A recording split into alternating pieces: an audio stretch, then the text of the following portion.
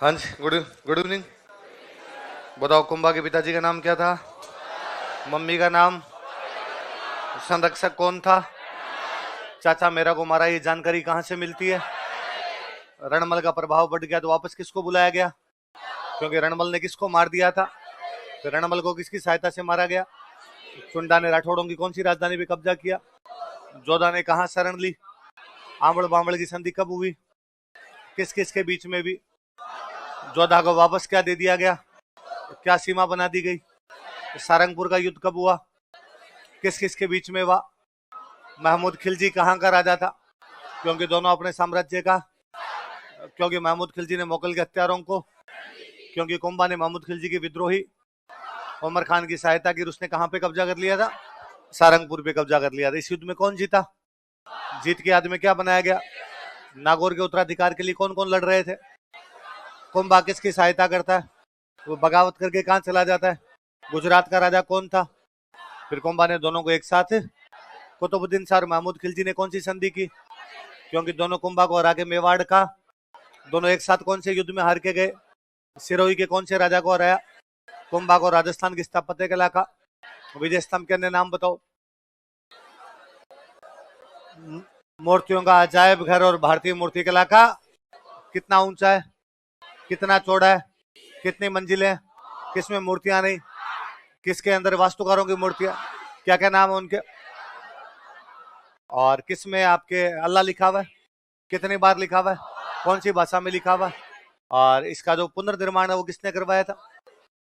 किसने करवाया? स्वरूप प्रशस्ति किसने लिखी थी? अत्रि भट्ट और महेश भट्ट। कुंभा की क्या क्या जानकारियां उसमें? विजय, साहित्य, निर्माण कार्य और जमस्टोड किससे तुलना करता है? फर्ग्यूसन किससे तुलना करता है? राजस्थान की पहली बिल्डिंग है जिस पर ये किस किस का प्रतीक चिन्ह है? 12वीं शताब्दी में कीर्ति स्तंभ किसने बनवाया था? जिजाशा बघेरवाल। किसके शासनकाल में? कितने मंजिल का है? किसको डेडिकेट किया गया? इसलिए क्या कहा जाता है? आदिनाथ स्तंभ। अच्छा, कुंभा ने कितने में से कितने किले बनवाए? ऐसा कौन सी किताब में लिखा हुआ है? वीर विनोद किसने लिखी? मेवाड़ की संकटकालीन राजधानी कौन सी थी? इसे मेवाड़ मारवाड़ का। इसका वास्तुकार कौन था? इसके परकोटे की लंबाई कितनी है? चौड़ाई में एक साथ कितने? अबुल फजल ऊंचाई के बारे में क्या कहता है? जमस्टोड इसकी तुलना किससे करता है? इसका सबसे ऊपरी भाग क्या कहलाता है? वो किसका निजी आवास था?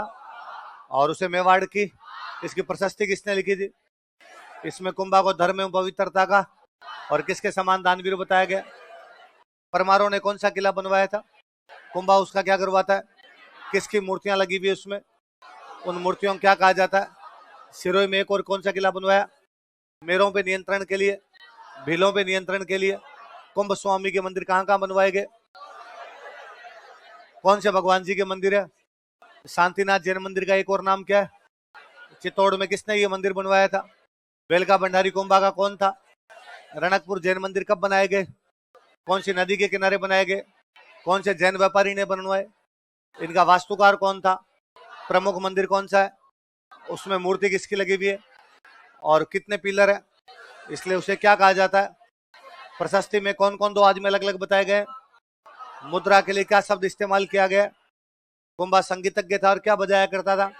उसके संगीत गुरु कौन थे? उसकी पुस्तकों के नाम बताओ। सुधा प्रबंध, हरिवार्तिक, संगीत सुधा, संगीत मीमांसा, संगीत क्रम। कामराज रजिसार कितने भागों में? संगीत राज कितने भागों में? 5 भागों के नाम बताओ।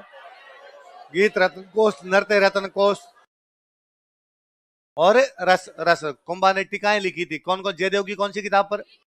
सारंगधर की कौन सी किताब पर? संगीत रत्नाकर। बाणभट्ट की कौन सी किताब पर? गीत गौंज वाली टीका का नाम क्या है? संस्कृत में कौन सा नाटक लिखा? कन्नड़ में कौन सा लिखा? मुरारी संगति। मराठी में कौन सा लिखा? नंदिनी वृत्ति। और मेवाड़ी में कौन सा लिखा? कान्य व्यास की बुक का नाम बताओ। एकलिंग महात्म्य का पहला भाग क्या कहलाता है, जो कि किसके द्वारा लिखा गया? मेहाज जी की बुक का नाम बताओ। कितने तीर्थों की जानकारी है? मंडन की किताबों के नाम बताओ। वास्तु सार, देवमूर्ति प्रकरण, राज वल्लभ, रूप मंडन, कोदंड मंडन। कोदंड मंडन में क्या जानकारी है? रूप मंडन में क्या जानकारी है?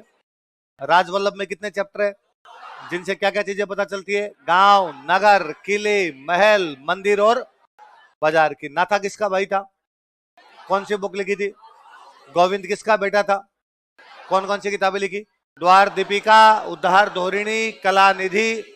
सार समुच्चय क्या जानकारी देती है, कला निधि क्या जानकारी देती है, कुंभा के गुरुजी कौन थे, हीरानंद मुनि को क्या उपाधि दी गई थी, एक भट्ट कौन सा दरबार में था, जैन विद्वान कौन कौन थे, सोमदेव सूरी, सोम सुंदर सूरी और भुवन कीर्ति। कौन सा टैक्स समाप्त किया था, कुंभा हिंदुओं की रक्षा करता है इसलिए क्या कहलाता है, वो संगीत नृत्य नाट्य की जानकारी रखता है।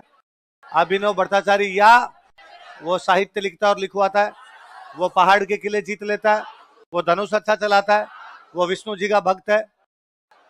परम भागवत और कौन से किले में हत्या की गई, कौन से कुंड के पास, किसके द्वारा हत्या की गई, उद्दाग और रायमल कौन कौन से युद्धों में रहता है, रायमल मालवा के कौन से राजा को रहता है, चित्तौड़ में शिव जी का कौन सा मंदिर बनवाता है, अद्भुत शिव कौन से मंदिर का वर्तमान स्वरूप बनवाता है, उसकी बहन का नाम क्या था, कौन सा परगना दिया गया था, जावर में किसका मंदिर बनवाती है, किस में रुचि रखती थी वो, उसकी उपाधि कौन सी है, रानी का नाम क्या था, श्रृंगार कौन है, कहां पर बावड़ी बनवाई, गोसुंडी वाला अभिलेख कितने शताब्दी ईसा पूर्व का है, कौन से वंश की जानकारी देता है, कौन से राजा की, कौन से यज्ञ की, किसकी पूजा की, वासुदेव और संकर्षण। इस प्रकार ये भागवत संप्रदाय की जानकारी देने वाला राजस्थान का। और इस अभिलेख को क्या कहा जाता है, हाथीवाड़ा। और इस जगह क्या कहा जाता है, ओबदीवड़। इस अभिलेख को पहली बार किसने पढ़ा था, बड़ी। चलो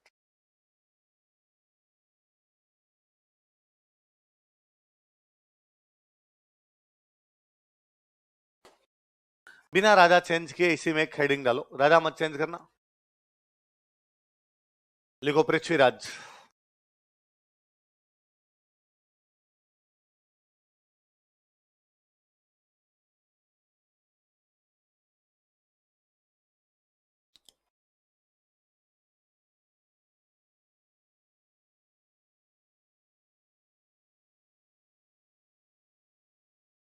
लिखो यह रायमल का बेटा था, he was son of Raimal. यह रायमल का बेटा था, he was son of Raimal. यह रायमल का बेटा था, he was son of Raimal. बड़ा अच्छा योद्धा हुआ, बड़ी तेज गति से आक्रमण किया करता। कहते हैं एक बार इसने अपने टोंक में एक जगह पड़ती है टोडा, कौन सी जगह है, पहले दिन टोडा अटैक करता, अगले दिन तक ये जालोर पहुंच गया था। कहां पहुंच गया था, यदि तेज गति से आक्रमण करता है, लगता है इसे उड़ता ही रहता है, तो नाम ही पड़ गया उड़ना राजकुमार। क्या नाम पड़ गया, सुबह टोडा और शाम को कहां पे, जालोर। कदे एस फूलते कदे, देखो इसे उड़ना राजकुमार कहा जाता है, he is called as flying prince. इसे उड़ना राजकुमार कहा जाता है, he is called as flying prince. इसे उड़ना राजकुमार कहा जाता है, he is called as flying prince.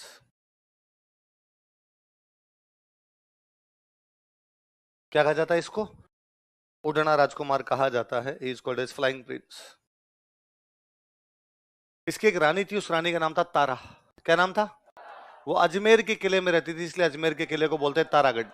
क्या बोलते हैं, लिखो इसकी रानी तारा के कारण, due to his queen Tara. इसकी रानी तारा के कारण, due to his queen Tara, Ajmer किले का नाम तारागढ़ पड़ गया। Ajmer fort was named as Taragarh. Ajmer किले का नाम तारागढ़ पड़ गया। Ajmer fort was named as Taragarh. Ajmer किले का नाम क्या पड़ गया, तारागढ़। इसकी एक बहन थी, उसका नाम था आनंदाबाई। क्या नाम था, आनंदाबाई की शादी सिरोही के एक राजा के साथ की हुई थी, राजा का नाम था जगमाल देवड़ा। क्या नाम था, सहसमल देवड़ा पढ़ते हैं, तो सिरोही वाले कौन थे, देवड़ा थे। तो जगमाल देवड़ा के साथ शादी की। जगमाल देवड़ा उस आनंदाबाई को परेशान करता था, तो उसने अपने भाई को मैसेज किया कि भैया ये मुझे परेशान करते रहते हैं, कहते हैं तुम 4 व्हीलर नहीं लेके आई। तो उसने कहा मैं आ रहा हूँ, तू चिंता मत कर। पृथ्वीराज वहां गया, उसने जाके जगमाल देवड़ा कोने में लेके दम खाया, थप्पड़ मारूंगा दीदी कुछ कह दिया है तो। जगमाल देवड़ा को डर लगता था डाकिया आदमी कूट जाए, तो जगमाल देवड़ा ने कहा सॉरी ब्रो, आइंदा से इस प्रकार की कोई बात है नहीं। पर बड़ा ह्यूमिलेट फील किया जगमाल देवड़ा ने, क्या साड़ा आके धमका के चला गया घर पे। अगले दिन जब पृथ्वीराज वहां से आने लगा, तो जगमाल देवड़ा ने कहा, अरे रास्ते में क्या खाओगे, इनको नाश्ता तो लेके जाओ। उसने लड्डू दिए साथ के अंदर, उन लड्डुओं में जहर मिला था, मर गया। तो पृथ्वीराज को पृथ्वीराज के जीजा जी ने मार दिया था जहर देके। बाद में पृथ्वीराज का अंतिम संस्कार किया गया कुंभलगढ़ के किले में। कहाँ किया गया? तो पृथ्वीराज की छतरी कहाँ पर बनी हुई है? हिंदू मुसलमानों में किसी की डेथ होती वहां बनते मकबरे, हिंदुओं में डेथ होती वहां क्या बनाते? छतरियां। तो पृथ्वीराज की छतरी कहां पर है? लिख लो, छतरी कुंभलगढ़।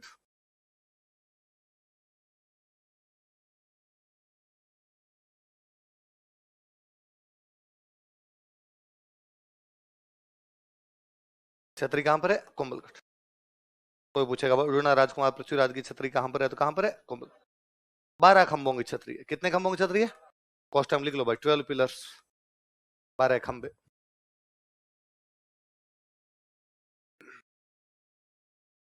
कितने खंभों की छतरी है? 12 खंभे, 12 पिलर्स। बिना राधा चेंज किए हेडिंग और डालो, लिखो जयमल।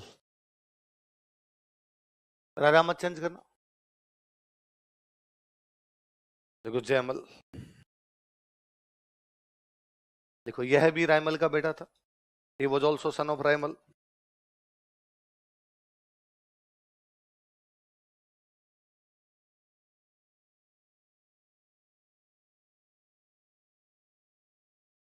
देखो यह सोलंकियों के खिलाफ लड़ता हुआ मारा गया था। He died while fighting against Solankis. यह सोलंकियों के खिलाफ लड़ता हुआ मारा गया था। He died while fighting against Solankis. यह सोलंकियों के खिलाफ लड़ता हुआ मारा गया था। He died while fighting against Solankis. यह सोलंकियों के खिलाफ लड़ता हुआ मारा गया था। किस खिलाफ लड़ता हुआ मारा गया? सोलंकियों के खिलाफ लड़ता हुआ मारा गया था। हुआ यूं था, अपने टोंक में एक जगह पड़ती है टोडा। कौन सी जगह? टोडा का एक राजा था, उसका नाम था सुल्तान सोलंकी। क्या नाम था? अजमेर से मुसलमानों का हमला हुआ, सुल्तान सोलंकी से टोडा छीन लिया गया। तो सुल्तान सोलंकी बेरोजगार, तो सुल्तान सोलंकी टोडा से निकल के चला गया मेवाड़। मेवाड़ का राजा रायमल। राजा कौन है? जिसने रायमल को जाकर, भाई रायमल जी मेरे टोडा पे मुसलमानों ने कब्जा कर लिया, मेरे को रहने की जगह दो। तो रायमल ने इसको मेवाड़ में रहने की जगह दे दी। अब सुल्तान सोलंकी सोच रहा है कि मेरे को वापस मेरा राज्य प्राप्त करना। राज्य कौन सा है? टोडा। पर वो जानता था कि यार अकेले मेरी पार पड़ेगी नहीं, यार क्या किया जाए। सुल्तान सोलंकी की एक राजकुमारी थी, उस राजकुमारी का नाम था तारा। क्या नाम था? बेहद सुंदर राजकुमारी थी, कई राजकुमार और राजाओं से शादी करना चाहते थे। तो सुल्तान सोलंकी ने घोषणा की कि तारा की शादी उससे करूंगा जो मेरे को क्या जीत के देगा? टोडा। ये बात रायमल जी को पता चली। रायमल जी ने अपने बेटों को बुलाया। रायमल जी के 13 बेटे थे। कितने बेटे थे? 13। ये पृथ्वीराज, जयमल, ये 13 थे। इनको बुलाया, इनको बुलाकर भाई मार्केट में ऑफर आ रखा है, टोडा जीतो और तारा से शादी करो। कौन करेगा? जयमल ने हाथ खड़ा किया। जयमल ने कहा मैं कर लूंगा। रायमल जी ने सुल्तान सोलंकी का, भाई मेरा बेटा जयमल तुम्हें टोडा जीत के देगा और तुम उसकी शादी किसके साथ कर देना? तारा। सुल्तान सोलंकी ने कहा सगाई तो आज ही पक्की। तो जयमल की सगाई किसके साथ कर दी गई? तारा। भाई बात कर ली, भाई हाँ ठीक है कर देंगे, सगाई का मतलब बात कर दी कि कर देंगे। अब जयमल तैयारियां कर रहा है इधर कि भाई अपने को युद्ध करना है, युद्ध करके क्या जीतना है अपने को? टोडा। दिल्ली अपने दोस्तों के साथ शिकार करने के लिए जाए, घोड़ों को दौड़ाए। युद्ध से पहले घोड़ों को तैयार करते, घोड़े को दौड़ा के एकदम तैयार रखते कि वरना अचानक घोड़ा युद्ध में जाकर खड़ा हो गया तो घोड़ों को दौड़ाए। एक दिन कोई शाम का सा टाइम और सारे दोस्त साथ में बैठे, एक किसी दोस्त ने यूं जयमल को छेड़ दिया, और जयमल भाभी जी से बातचीत होती है कि नहीं होती? जयमल ने कहा नहीं। तो क्या बात करता है, इंस्टा पे भी कोई? उसने कहा नहीं तो। अरे कि यार मॉडर्न जमाना है यार, आजकल तो लोग मिल लेते हैं, तू बात ही नहीं करता है, पर ये तो बहुत गलत बात है। तो जयमल को उन्होंने चढ़ाया। तो जयमल उन सोलंकियों के घर पे चला गया और सोलंकियों को जाकर कहा कि मुझे किससे मिलना है? तारा से। सोलंकियों ने कहा कि जयमल जी अभी तो तारे आसमान वाले देख लो, हमारे यहाँ शादी से लड़की से मिलने का कोई रिवाज नहीं। जयमल लगा रहे ये ठीक बदतमीजी है, एक तो मैं तुम्हारा जवाई हूं और जवाई से ऐसे बातचीत करते हैं क्या? और फिर तुम मेरे खुद का राज्य में बैठे हो, मेवाड़ मेरे बाप का राज है, और तुम मेरे से इस प्रकार की बात करते हो? मैं मिलूंगा, तुम कौन होते हो रोकने वाले? सोलंकी ने कहा जवाई साहब चुपचाप चले जाओ, महंगा पड़ जाएगा। जयमल ने जिद की, सोलंकी ने मार दिया। हमने लिखा अभी देखो, सोलंकियों के खिलाफ लड़ता हुआ मारा गया, बस ऐसे ही मरा था जैसे अभी।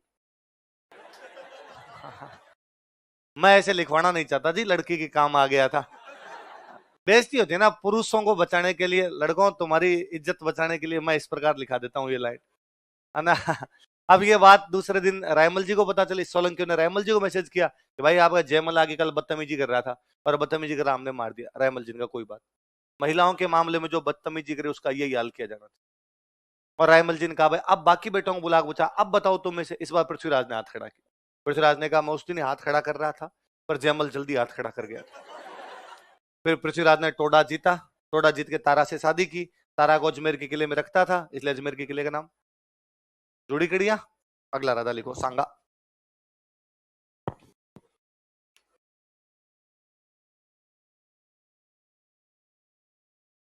नाम तो संग्राम सिंह था, पर संग्राम सिंह आपने क्या कर लिया, सांगा।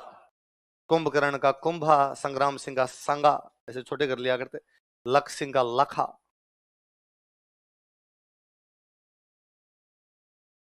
तो नाम क्या है, सांगा। देखो यह भी रायमल का बेटा था। He was also son of Raimal. ये सारे भाई हैं, सांगा, जयमल, पृथ्वीराज। यह भी रायमल का बेटा था। He was also son of Raimal. अब जो 13 थे ना रायमल के, उनमें 3 ये मुख्य हैं, पृथ्वीराज, जयमल और सांगा। और ये तीनों शक्तिशाली, बराबर के शक्तिशाली, और तीनों डेली लड़े कि अपने पिताजी के मरने के बाद अगला राजा कौन बनेगा। एक दिन रायमल जी ने बुलाकर, मेरी नजरों के सामने तो ये बात मत किया करो कि पापा मरते ही राजा कौन बनेगा। इसका मतलब तुम वेट ही कर रहे हो कि मैं मरूं और तुम क्या बनो, यार बन जाना यार मेरे मरने के बाद। लेकिन तीनों भाई माने। तो इनके एक अंकल हुआ करते, उन अंकल का नाम था सारंग देव। क्या नाम था। तो सारंग देव जी ने इनको एक दिन कहा कि चित्तौड़ से थोड़ा दूर एक माता जी का मंदिर था, उस मंदिर में एक महिला पूजा करती थी, और वो जो महिला पूजा क्या करती, वो भविष्यवाणियां भी क्या करती, हाथ देख के बता देती भविष्य क्या है। तीनों को लेके गए इनके अंकल सारंग देव जी, और उस बूढ़ी महिला को जा कहा कि माई तू इनके हाथ देख के बता कि इनमें से अगला राजा कौन बने। बुढ़िया सियाणी थी बेचारी। उसने कहा कि क्या करोगे पूछ के, तुम्हारे बाप के मरने के बाद एक को तो राजा बनना ही है। मैं आज नाम बता दूंगी तो बाकी दोनों के मन में आएगा कि हम राजा नहीं बनेंगे, फालतू में खटास आएगी भाइयों भाइयों के मन में। जो होना है वो तो हो ही जाएगा। पृथ्वीराज बड़ा गुस्सेल था। पृथ्वीराज ने अपनी तलवार बाहर निकली, बताती है कि नहीं बताती, फिलोसफी झाड़ रही है फालतू की। अब तलवार से तो भाई सबको डर लगे, और बुढ़िया ने कहा तू तो नहीं बनेगा। पृथ्वीराज ने कहा कोई बात नहीं, ये जो बाकी दो इनमें से बता। अब बेचारी डरते डरते उसने कहा सांगा बनेगा। कौन बनेगा। और भाई जैसे कहा सांगा बनेगा, पृथ्वीराज जयमल दोनों टूट के पड़े, सांगा को लिया साइड में, सांगा की आंख फोड़ दी एक। लेकिन वो सारंग देव जी बीच में आए, वो बूढ़ी महिला बीच में, सांगा का निकल यहां से। सांगा जैसे तैसे करके वहां से निकलता है। राजसमंद में अपने एक जगह पड़ती है सेवंत्री। कौन सी जगह, कहां पर पड़ता है सेवंत्री गांव। यहाँ पे एक रूप नारायण जी महाराज का मंदिर था। किसका मंदिर था, भगवान विष्णु का रूप नारायण जी का मंदिर था। वहां पर एक तीर्थ यात्री रुका हुआ है, मारवाड़ का एक तीर्थ यात्री, उसका नाम है बिद्दा जेतमालोत। क्या नाम है, बिद्दा जेतमालोत। क्या नाम दोहराता होता है, मारवाड़ का तीर्थ यात्री है। तीर्थ यात्रा करने के लिए निकला हुआ है, एक मंदिर में रुका हुआ है। कौन से गांव में, सेवंत्री। सेवंत्री कहां पड़ता है, कौन सा यात्री रुका हुआ है, सांगा। वहां उसके मंदिर तक आया, मंदिर तक आया, और उसने बिद्दा जेतमालोत कहा कि भाई ऐसे ऐसे मेरे पीछे पड़े हो यार, बचाओ यार मेरे को। तो उसने कहा देख और तो कोई तरीका नहीं है, एक काम कर, तेरा घोड़ा थक गया होगा, तू हमारा घोड़ा ले यहाँ से निकल जा, और तेरे भाई आएंगे तब हम उनको रोक लेंगे, और कैसे न कैसे करके इतने में तू आगे निकल ही जाएगा। तो सांगा वहां घोड़ा लेता है, घोड़ा चेंज करता है, अपना घोड़ा छोड़ता है, वो घोड़ा लेके वहां से निकल जाता है। इतने में पीछे पीछे पृथ्वीराज जयमल आ गए। उन्होंने सांगा घोड़ा देखा तो उन्होंने पूछा बिदा जेतमल से, भाई बंदा आया था किधर गया। तो नहीं नहीं यहाँ तो कोई नहीं आया था। अरे कैसे नहीं आया, घोड़ा खड़ा है उसका यहाँ पर। तो उनके बीच में थोड़ी बहस होती है, तो बिदा जेतमल तो उनसे लड़ाई कर लेता है पृथ्वीराज जयमल से। हालांकि वो लड़ाई में वहां मारा जाता है, और वो इतनी देर तक रोक लेता है पृथ्वीराज जयमल को कि सांगा वहां से आराम से निकल गया था। कुल मिला के वहां सांगा की जान यदि कोई बचाता तो कौन बचाता है, कौन बचाता है, बिदा जेतमल। कौन से गांव में, है ना। फिर जब सांगा आगे चल के राजा बनता है तो फिर उस बिदा जेतमल के बेटों को बुला के मेवाड़ में सामंत बनाता है। वो कहता है आज मैं यदि सीट पे बैठा हूं तो इसका एकमात्र कारण है, उस दिन किसने सिर कटवा लिया था अपना, सांगो भोगे चित्रकूट सिर बिदा सट है। चित्तौड़ का नाम था चित्रकूट। क्या नाम था, सांगो भोगे चित्रकूट। भोगना मतलब राज करना, भोगना मतलब सांगो भोगे चित्रकूट। सांगा कहाँ राज कर रहा है, चित्रकूट। चित्रकूट मतलब चित्तौड़। सिर बिद्दा सटे, सटे मतलब होता है बदले में, सटे मतलब गांव में अदला बदली को बोलते हैं आटो साटो। अदला बदली कोई बात होती है क्या बोलते हैं, आटो। सिर मतलब सिर, बिद्दा ने सिर कटवाया, उसके बदले में सांगा कहां पर राज कर रहा है, चित्तौड़। तो उस बिद्दा का पूरा नाम क्या था, देखो सेवंत्री नामक गांव में, it's village name Sevantri. Sevantri नामक गांव में, it's village name Sevantri. Bidda Jetmalot ने सांगा की उसके भाइयों से रक्षा की थी। Bidda Jetmalot protected Sanga from his brothers. Bidda Jetmalot ने सांगा की उसके भाइयों से रक्षा की थी। Bidda Jetmalot protected Sanga from his brothers. Vidyajet Malot ने सांगा की उसके भाइयों से रक्षा की थी। Vidyajet Malot protected Sanga from his brothers. Vidyajet Malot ने सांगा की उसके भाइयों से रक्षा की थी। फिर सांगा यहां से निकलता है और अजमेर में अपने एक जगह पड़ती है श्रीनगर। कौन सी जगह है? श्रीनगर। और वहां पर एक बंदे थे, उनका नाम था करमचंद पंवार। क्या नाम था? करमचंद पंवार। इन करमचंद पंवार ने सांगा को शरण दी। कौन से गांव में? श्रीनगर। कौन से गांव में? श्रीनगर। श्रीनगर कहां पड़ता है? अजमेर। लिख लो करमचंद पंवार या लिखो श्रीनगर के करमचंद पंवार ने, करमचंद पंवार ऑफ श्रीनगर, श्रीनगर के करमचंद पंवार ने, करमचंद पंवार ऑफ श्रीनगर, श्रीनगर के करमचंद पंवार ने सांगा को शरण दी थी। गेव शेल्टर टू सांगा। सांगा को शरण दी थी, गेव शेल्टर टू सांगा। सांगा को शरण दी थी, गेव शेल्टर टू सांगा। किसको शरण दी थी? सांगा। किसने शरण दी? करमचंद। करमचंद पंवार ने किसको शरण दी थी? सांगा। अब भाई इधर सांगा करमचंद पंवार के पास श्रीनगर बैठा है चुपचाप। इधर समाचार मिले कि जयमल सोलंकियों के खिलाफ लड़ता हुआ मारा गया। समाचार मिले कि पृथ्वीराज को जगमाल देवड़ा ने जहर दे के मार दिया। सांगा के दो भाई खिलाफ थे, जयमल भी मर गया और पृथ्वीराज भी मर गया। अब सांगा ने वापस एंट्री मारी। रायमल जी अब तक जीवते बैठे। अब रायमल का एक ही जो ढंका बेटा है वो बैठा है, वो कौन है? सांगा। तो रायमल के मरने के बाद मेवाड़ का राजा कौन बना? सांगा। लिखो रायमल की मृत्यु के बाद, आफ्टर डेथ ऑफ रायमल, फिर रायमल ने भी घोषणा कर दी भाई अगला किसको बनाना है? सांगा। रायमल की मृत्यु के बाद, आफ्टर डेथ ऑफ रायमल, सांगा मेवाड़ का राजा बना। सांगा बिकेम किंग ऑफ मेवाड़। सांगा मेवाड़ का राजा बना। सांगा बिकेम किंग ऑफ मेवाड़।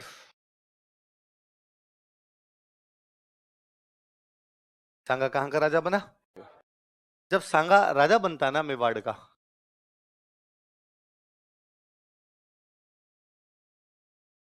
मैंने आपको बताया उत्तर भारत में अपने तीन बड़ी रियासतें हुआ करती मेवाड़ के अलावा। एक थी दिल्ली। दिल्ली में उन दिनों राजा हुआ करता, उसका नाम था सिकंदर लोधी। कौन राजा था? कोई पूछेगा कि सांगा के राज तिलक के समय दिल्ली का सुल्तान कौन था, तो दिल्ली का सुल्तान कौन था? सिकंदर लोधी। एक रियासत कौन सी हुआ करती? मालवा। उन दिनों मालवा का जो सुल्तान हुआ करता उसका नाम था नासिर शाह। क्या नाम था? कि सांगा जब राजा बना मेवाड़ का तब मालवा का सुल्तान कौन था? तो कौन था? नासिर शाह। एक रियासत कौन सी हुआ करती? गुजरात। और गुजरात का जो उन दिनों सुल्तान हुआ करता वो था महमूद बेगड़ा। क्या नाम था? महमूद बेगड़ा। बड़ा डाकी टाइप का आदमी था, सुबह सुबह उठते नाश्ते में एक बकरा खाया करता था।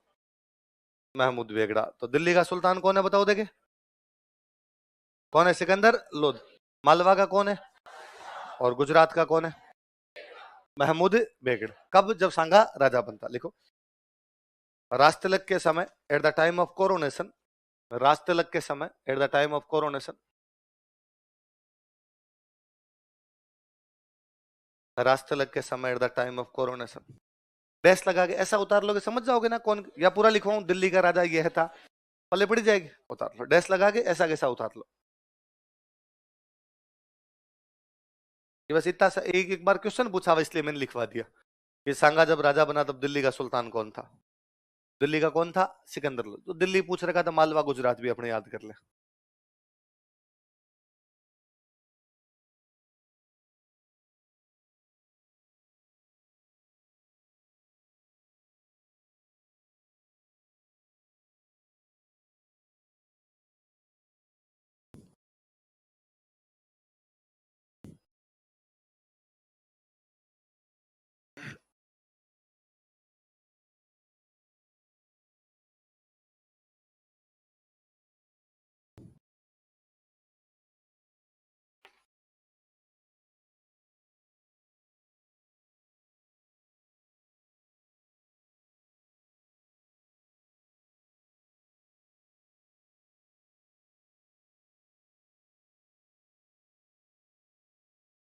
उद्धार मतलब दोबारा बनाने, एक प्रकार से पुनर्निर्माण है, शब्द ही है वैसा पुनर्निर्माण। मतलब क्या क्या बताओ? दिल्ली का सुल्तान कौन है? सिकंदर लोधी। मालवा का नासिर।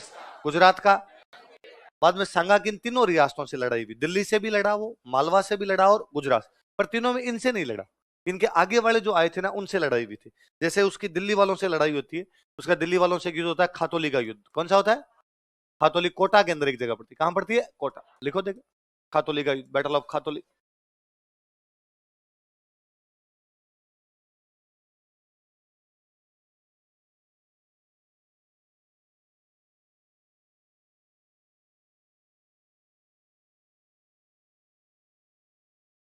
दिल्ली का सुल्तान सिकंदर लोदी के बाद में जो बना था वो था इब्राहिम लोदी। कौन था?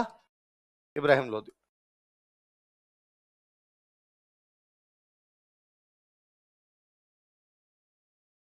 तो सिकंदर लोदी से उसकी लड़ाई नहीं हुई, इब्राहिम लोदी से उसकी लड़ाई होती है।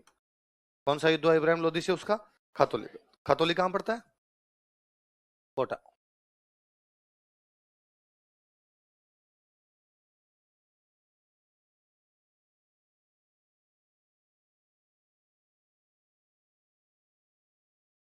उतार लिया।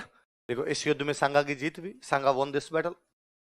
इस युद्ध में सांगा की जीत हुई, सांगा वॉन दिस बैटल। एक बार तो इब्राहिम लोदी हार के भाग गया भाई, लेकिन थोड़े दिनों बाद उसको लगा कि यार वन मोर ट्राई, क्या पता इस बार पार पड़ जाए। इस बार वापस होता है बाड़ी का युद्ध। कौन सा होता है? बाड़ी पड़ता है अपना धौलपुर में। कहां पड़ता है? धौलपुर।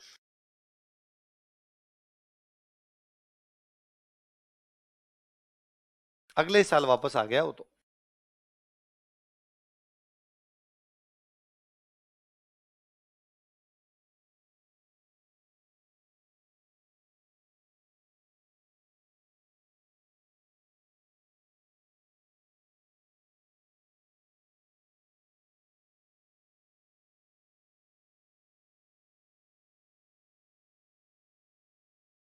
कौन सा युद्ध? दूसरा बाड़ी का युद्ध। कब हो रहा बाड़ी का युद्ध?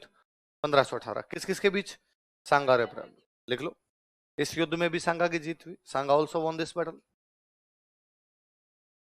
इस युद्ध में भी सांगा की जीत हुई, सांगा ऑल्सो वॉन दिस बैटल। मतलब सांगा ने दिल्ली वाले कौन से सुल्तान को हराया? इब्राहिम लोदी। कितने युद्धों में? दो। कौन कौन से? खातोली और बाड़ी। खातोली कहां पड़ता है? कोटा। बाड़ी कहां पड़ता है? धौलपुर। खातोली कब हुआ? 1517। बाड़ी कब हुआ? 1518। तो दो दिल्ली के कौन से सुल्तान को हराया था? हालांकि सांगा राजा बना तब तो दिल्ली में कौन है? सिकंदर लोदी। लेकिन हराया किसको था? इब्राहिम। अब मालवा वालों की बारी है। चलो आगे बोले। देखो गागरोन का युद्ध, झालावाड़ में एक जगह पड़ती है अपने गागरोन।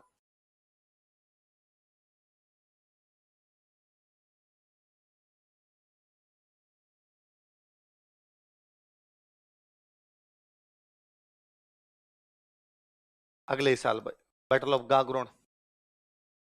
गागरोन झालावाड़ में पड़ती है, झालावाड़ के टच में लगता है मध्य प्रदेश। तो बताओ मालवा वालों के साथ हो गया, गुजरात से होगा? मालवा भाई, गुजरात तो साइड में रह गया, मालवा झालावाड़ के पास में लगता है। और इस दिनों जो मालवा का राजा था उसका नाम था महमूद खिलजी सेकंड। कौन था? कुंभा के टाइम तो कौन था? महमूद खिलजी फर्स्ट। अब कौन बना हुआ है? महमूद खिलजी सेकंड। कहां का राजा बना हुआ है? मालवा।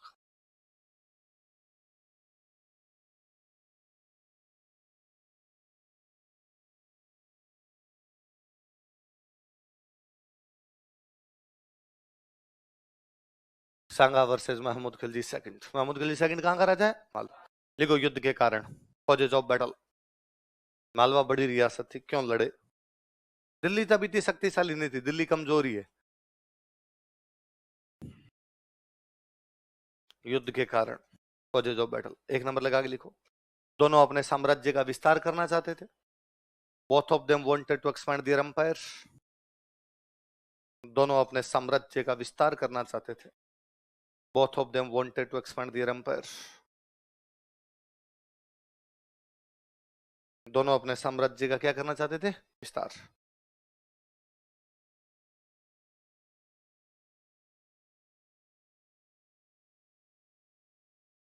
एक कारण यह था कि मालवा और मेवाड़ वालों में लंबे टाइम से बनती नहीं थी। देख लो कुंभा लड़ा था, फिर रायमल की फिर इनसे लड़ाई हो गई थी, दुश्मनी चली आ रही थी, इस बार वापस लड़ ली। देख लो, मेवाड़ तथा मालवा में लंबे समय से दुश्मनी चली आ रही थी।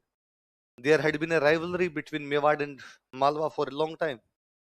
There had been a rivalry between Mewar and Malwa for a long time.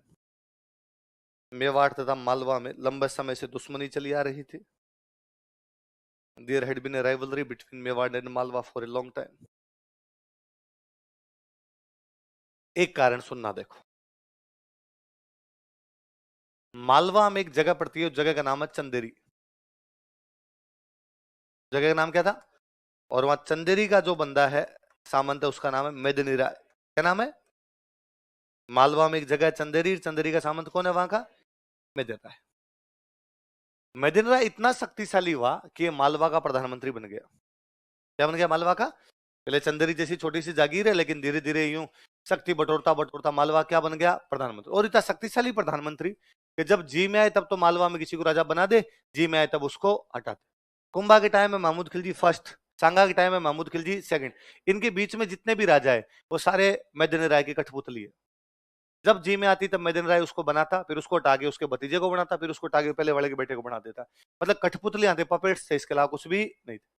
Mahmood Khilji second को भी यदि किसी ने राजा बनाया, सुल्तान बनाया, तो बनाने वाला कौन है?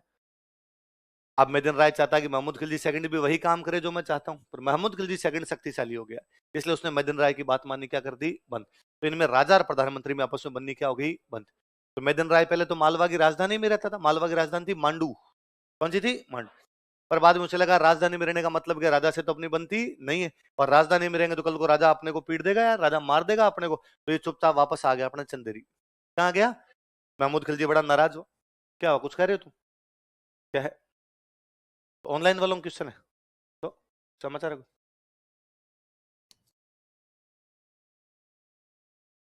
दीपावली की छुट्टियां भाई आपके 9 तारीख से 15 तारीख तक। जुम्मे जुम्मे 9 दिन हुए हैं तुम्हें आए, उसमें तुम तालियां बजा रहे हो, ओ छुट्टी हो गई, छुट्टी हो गई, है ना? ये जानकारी इसलिए दे दी जाती है कि भाई टिकट करवा ले, है ना? भाई स्टूडेंट कहते रहते हैं कि सर हमें रिजर्वेशन करवाना है। हालांकि मैं तो कल ये क्लास में हंस रहा था कि आपको कम से कम ये तो पता है कि रिजर्वेशन भी होता है ना? मैं स्टूडेंट लाइफ में कभी रिजर्वेशन में बैठा हुआ, मैं जब पढ़ाने लग गया था उसके बाद मैं, मुझे यही पता था भाई ट्रेन में जाने का मतलब ये होता है कि आप जाओ प्लेटफॉर्म पे जाके टिकट लो और चढ़ जाओ, ट्रेन आएगी बाद में, उसमें डब्बे होते हैं, उन डिब्बों के अंदर जाके चढ़ जाओ, सीट मिल जाए तो बढ़िया, वरना टॉयलेट के आसपास तो जगह खाली पड़ी है, वहां तो खड़े हो ही सकते हैं, वहां तो अपने को रोकने वाला कोई भी। बस वाला मुझे पता था बस में जाना है तो बस में जाके बैठ जाओ, कंडक्टर आएगा तब उससे क्या ले लेंगे। तो सिंपल सा फंडा जाना करते थे हम तो। दिवाली होली के आसपास में जब गांव जाते तो हमें पता था कि बस फुल भरी हुई मिलेगी, तो अपने केबिन में कहीं जाके बैठना पड़ेगा, जो जैसा जुगाड़ होगा उस हिसाब से कर लेंगे, चले जाएंगे। वो मैं जब पढ़ाने लग गया तो मुझे जोधपुर स्प्रिंग बोर्ड में क्लास लेने के लिए जाना पड़ता। एक दिन मैंने कहा कि यार वो जोधपुर जाना है और कल तो बस में जाऊंगा, बस कितने बजे मिलेगी? तो किसी ने मुझे कहा ट्रेन में जाओ यार, जोधपुर ट्रेन का साधन बहुत अच्छा है। तो मैंने कहा यार वो ट्रेन में तो कई बार सीट ही नहीं मिलती। नहीं मिलती मतलब? तुम रिजर्वेशन नहीं करवाते? ये क्या है? ये वाला बता दो तू मुझे पहले। उन्होंने कहा यार पहले रिजर्वेशन करवा जा सकता है, मतलब मैं आज, जैसे मैं 3 दिन बाद में जाऊंगा आज करवा सकता हूँ, उनका 2 महीने पहले करवा सकते हो। वो करो करो अभी करो। फिर अपने को पता चला कि इसमें रिजर्वेशन होता है, फिर धीरे धीरे पता चला कि अच्छा इसमें तो और अच्छे रिजर्वेशन भी होते हैं। बाद जैसे जैसे पैसे आए वैसे वैसे अपने पैसों की लगा दी, अब डंकी वाले में जाएंगे। तुम यार बड़े अच्छे बच्चे हो जिनको अभी भी पता है कि क्या होता है रिजर्वेशन, और तुम करवा सकते हो। तो तुम 9 तारीख को छुट्टियों पर जाओगे और 15 को वापस। कब से कब तक छुट्टियां तुम्हारी? 7 दिन। कितने दिन की होगी? तो 5 दिन तो दिवाली का त्योहार ही होता है, धनतेरस, रूप चौदस, दिवाली, गोवर्धन, भाई दूज। एक दिन जाने का, एक दिन आने का। ठीक है, तो चंदेरी का कौन था बताओ? मैं जानता। असली बात तो ये है ना भाई साहब, इसके बिना छुट्टियों का कोई मतलब है नहीं। तो मेदन राय की और महमूद खिलजी की बननी क्या हो गई? बंद। तो अब मेदन राय कहां जाए भाई? तो मेदन राय आ गया सांगा के पास। किसके पास आ गया? और सांगा ने उसको रहने की एक जगह दे दी, गागरोण। कौन सी दे दी? उसको लगा चंदेरी रहूंगा तो महमूद खिलजी अटैक करेगा, तो उसको रहने के लिए क्या दे दिया? गागरोण। तो अब गागरोण किसका दिया हुआ है? मेदन राय को। और मेदन राय की किससे नहीं बनती? तो महमूद खिलजी ने कहा तू गागरोण नहीं भले पाताल लोक चला जा, ढूंढ के मारूंगा। इसलिए महमूद खिलजी ने मेदन राय को मारने के लिए कहां पर अटैक कर दिया? गागरोण। कहां पे कर दिया? गागरोण। तो मेदन राय ने सांगा को कहा कि भाई तूने मेरे को गागरोण भेजा था कि महमूद खिलजी तो मेरे को पीटने के लिए कहां आ रहा है? गागरोण। सांगा ने कहा तुम वही खड़ा रहा, 10 मिनट में आ रहा तेरा भाई। सांगा किसकी तरफ से लड़ने के लिए गया है? मेदन राय की तरफ से। और बाद में किससे लड़ता जाके? महमूद खिलजी। तो महमूद खिलजी और सांगा के बीच में लड़ाई का कारण मेदनी राय है। लड़ाई कारण कौन है? जो कि कहां का सामंत है? किसने शरण दे दी उसको? सांगा ने किसके खिलाफ और कौन सा किला दे दिया? लिख लो, तीसरा कारण लिख लो। सांगा ने महमूद खिलजी के विद्रोही मेदनी राय को शरण दी थी। मेदनी राय के कोष्टक में चंदेरी लिखना, मध्य प्रदेश में जगह। सांगा ने महमूद खिलजी के विद्रोही मेदनी राय को शरण दी थी। Sanga gave shelter to Medini Rai, rebel of Mahmud Khilji second. Mahmud Khilji second के विद्रोही मेदनी राय को शरण दी थी। कोष्टक में लिखना चंदेरी, मेदनी राय को शरण दी थी। Sanga gave shelter to Medini Rai, rebel of Mahmud Khilji second. Gave shelter to Medini Rai, rebel of Mahmud Khilji second. तथा इसे गागरोन का किला दे दिया था। And Gagron fort was given to him. तथा इसे गागरोन का किला दे दिया था। And Gagron fort was given to him. तथा इसे गागरोन का किला दे दिया था। And Gagron fort was given to him. कौन सा किला दे दिया था?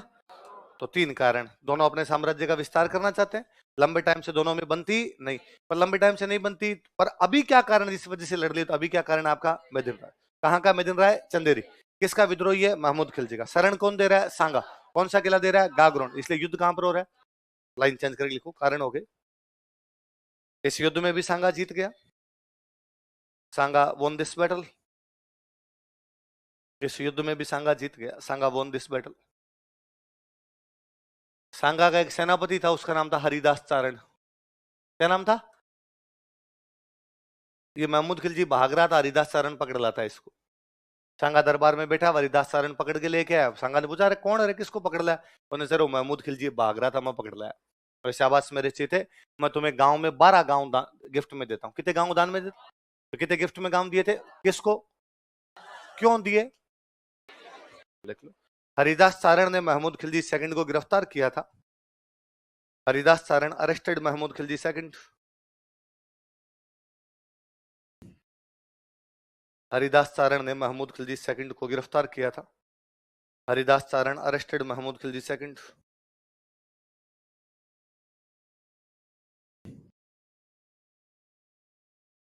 महमूद खिलजी सेकंड को गिरफ्तार किया था। अतः सांगा ने उसे 12 गांव दिए थे। तो सांगा गिफ्टेड हिम 12 विलेज। अतः सांगा ने उसे 12 गांव दिए थे। सो सांगा गिफ्टेड हिम 12 विलेज। अतः सांगा ने उसे 12 गांव दिए थे। तो सांगा गिफ्टेड हिम 12 विलेज। कई दिन तो महमूद खिलजी को यहाँ बिठा के रखा, फिर महमूद खिलजी ने हाथ जोड़े कि काली गांव तेरी, इस बार धूड़ खाई, दोबारा धूड़, इस बार मिट्टी खाई, धूड़ खाई, आगे से धूड़ खाऊंगा। तो सांगा ने कहा बात छोड़ दे, तो बाद में छोड़ दिया था। तो महमूद खिलजी बेचारा चुपचाप चला गया। इधर गुजरात वालों से लड़ाई होगी। गुजरात वालों के जो राजा था उसका नाम था मुजफ्फर शाह। क्या नाम था? उसके साथ जो लड़ाई हुई, इस युद्ध का नाम है ईडर का युद्ध। क्या नाम है? ईडर पड़ता है आपका गुजरात में। कहां पड़ता है? लिख लो, बैटल ऑफ ईडर।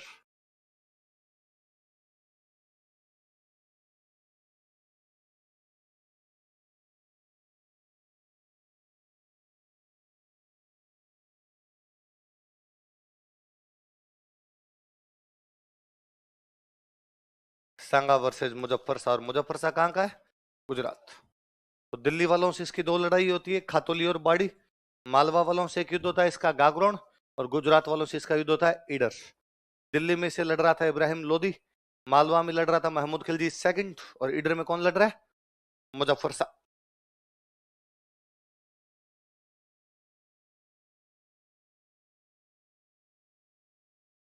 लिखो, लिखो युद्ध के कारण, कॉजेज ऑफ बैटल। युद्ध के कारण, कॉजेज ऑफ बैटल। एक तो वही घिसा पिटा लिखो, दोनों अपने साम्राज्य का विस्तार करना चाहते थे। Both of them wanted to expand their empire. दोनों अपने साम्राज्य का विस्तार करना चाहते थे। Both of them wanted to expand their empire. चलो सोच के एक बताना, गुजरात और मेवाड़ की भी लंबे टाइम से नहीं बन रही, कौन सी रियासत को लेके? नागौर। किसको लेके? क्योंकि कुंभा का कहना था कि शम्स खान को मैंने बनाया तो टैक्स मुझे दे, और शम्स खान भाग के किसके पास चला गया था? गुजरात वालों के पास। इसलिए वो कहते थे गुजरात हमारे अंडर है। तो कौन सी रियासत को लेकर दुश्मनी थी?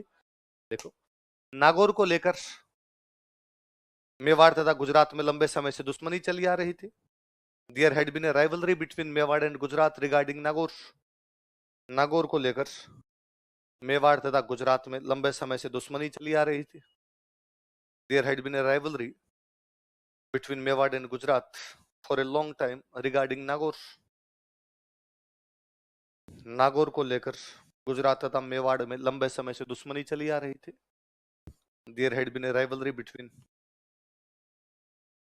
Mewar and Gujarat for a long time regarding Nagaur. एक ये भी था कि सांगा जब इससे लड़ रहा था, मालवा से, किससे लड़ रहा था? तो गुजरात वाले मालवा का सपोर्ट कर रहे थे। मुजफ्फर शाह जो है महमूद खिलजी सेकंड का क्या कर रहा था? सपोर्ट। सांगा ने कहा मैं बताता हूँ, एक बार इधर से निपट लूं मैं, फिर बताता हूँ तुम्हें। लिखो तीसरा,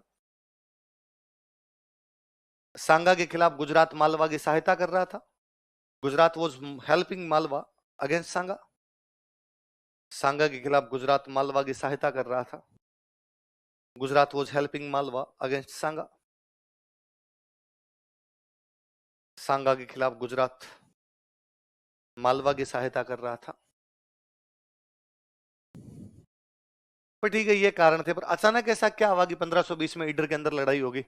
तो लिखो तात्कालिक कारण, इमीडिएट कोज। तो तात्कालिक कारण, immediate cause.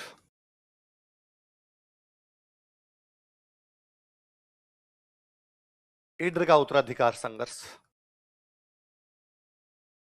Succession struggle of Idar.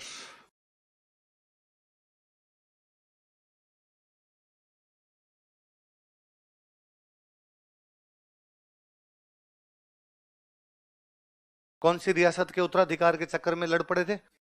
जैसे कुंभा और जो गुजरात वाले किसके चक्कर में लड़े थे? नागौर। इस बार सांगा और गुजरात वाले कौन सी रियासत के चक्कर में लड़ पड़े? ईडर। अब सुनना देखो एक बार, ध्यान देना। क्या था ईडर का उत्तराधिकार संघर्ष? ईडर में दो भाई राजा बनना चाहते हैं। एक भाई का नाम है भारमल, एक भाई का नाम है रायमल। कौन कौन दो है बताओ देखे। ये ईडर अब तो गुजरात के अंदर ही एक जगह पड़ती है, किसी टाइम में गुजरात से अलग एक रियासत हुआ करती। दो राजा बनना चाहते हैं, कौन कौन है बताओ? भारमल और रायमल। भारमल मुजफ्फर शाह से सहायता मांगता है। किससे सहायता मांगता है? मुजफ्फर शाह कहां का राजा है? गुजरात। मुजफ्फर शाह के पास गया और मुजफ्फर शाह को जाका, भाई तू मेरी क्या कर सहायता। मुजफ्फर शाह को लगा है ठीक है, पास की किसी छोटी रियासत में मेरे फेवर का बंदा बना रहे, ठीक है। अपने आज भी हर देश चाहता है कि उसके पास पड़ोस में उसकी फेवर की गवर्नमेंट बनी रहे। हम हमेशा चाहते हैं श्रीलंका में, बांग्लादेश में, नेपाल में, भूटान में ऐसी गवर्नमेंट बने जो भारत को सपोर्ट करे। ऐसी गवर्नमेंट नहीं बने जो पाकिस्तान को या चाइना को सपोर्ट कर जाए। पहले राजा भी ये चाहा करते थे। तो भारमल किसके पास चला गया? मुजफ्फर शाह। मुजफ्फर शाह ने भारमल की सहायता की और भारमल को कहां का राजा बना दिया? कुल मिला किसको हटा दिया? रायमल। रायमल भाग गया है सांगा के पास। रायमल किसके पास है? रायमल की शादी हो रखी थी यहाँ मेवाड़ में, सांगा की बेटी के साथ रायमल की शादी हो रखी थी। तो रायमल आया और उसने कहा भाई मेरे को ससुर जी उधर से हटा दिया। सांगा ने कहा मैं चलता हूँ। तो सांगा किसकी सहायता करने के लिए गया? किससे लड़ने के लिए? भारमल। भारमल को सहायता कौन कर रहा है? मुजफ्फर शाह। तो भारमल ने मुजफ्फर शाह कहा कि भाई तू बना के तो गया था पर इधर पंगा हो गया। और रायमल किसको बुला के लेके आ रहा है? मुजफ्फर शाह ने कहा डरने की कोई आवश्यकता नहीं है, तेरा भाई तेरे पीछे खड़ा है, मैं इधर आ रहा हूँ, तू वहीं खड़ा रहे। तब दोनों इकट्ठे हो गए, भारमल और मुजफ्फर शाह। सांगा ने दोनों को सल्टाया एक साथ। तो इधर की लड़ाई में कौन कौन भाई भाई लड़ रहे हैं बताओ? भारमल और रायमल। मुजफ्फर शाह किसका सपोर्ट कर रहा है? सांगा किसका? तो कोई पूछेगा सांगा तथा गुजरात कौन सी रियासत के उत्तराधिकार की वजह से लड़ पड़े थे? कुंभा तथा गुजरात कौन सी रियासत के कारण लड़े थे? नागौर। कौन सी कारण? ऐसे उतार लोगे पूरी लाइनें लिखो, उतार लो। जैसे इधर का उत्तराधिकार संघर्ष, सिंपल दो नाम लिख लो इसमें कि कौन कौन लड़े आपस में।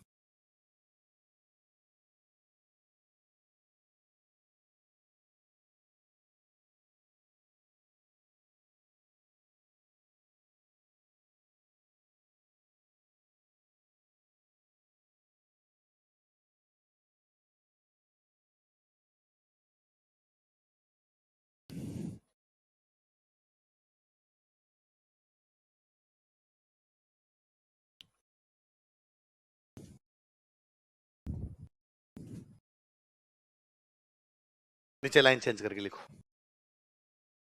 इस युद्ध में भी सांगा की जीत हुई। सांगा ऑल्सो वॉन दिस बैटल। इस युद्ध में, कौन से युद्ध में? ईडर। इस युद्ध में भी सांगा की जीत हुई। सांगा ऑल्सो वॉन दिस बैटल। कुल मिला के सांगा ने ईडर का राजा किसको बनवा दिया? रायमल।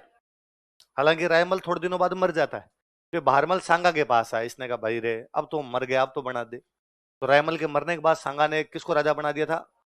पर सांगा ने कहा जो भी बनेगा बनेगा वही जो मेरा फेवर करेगा।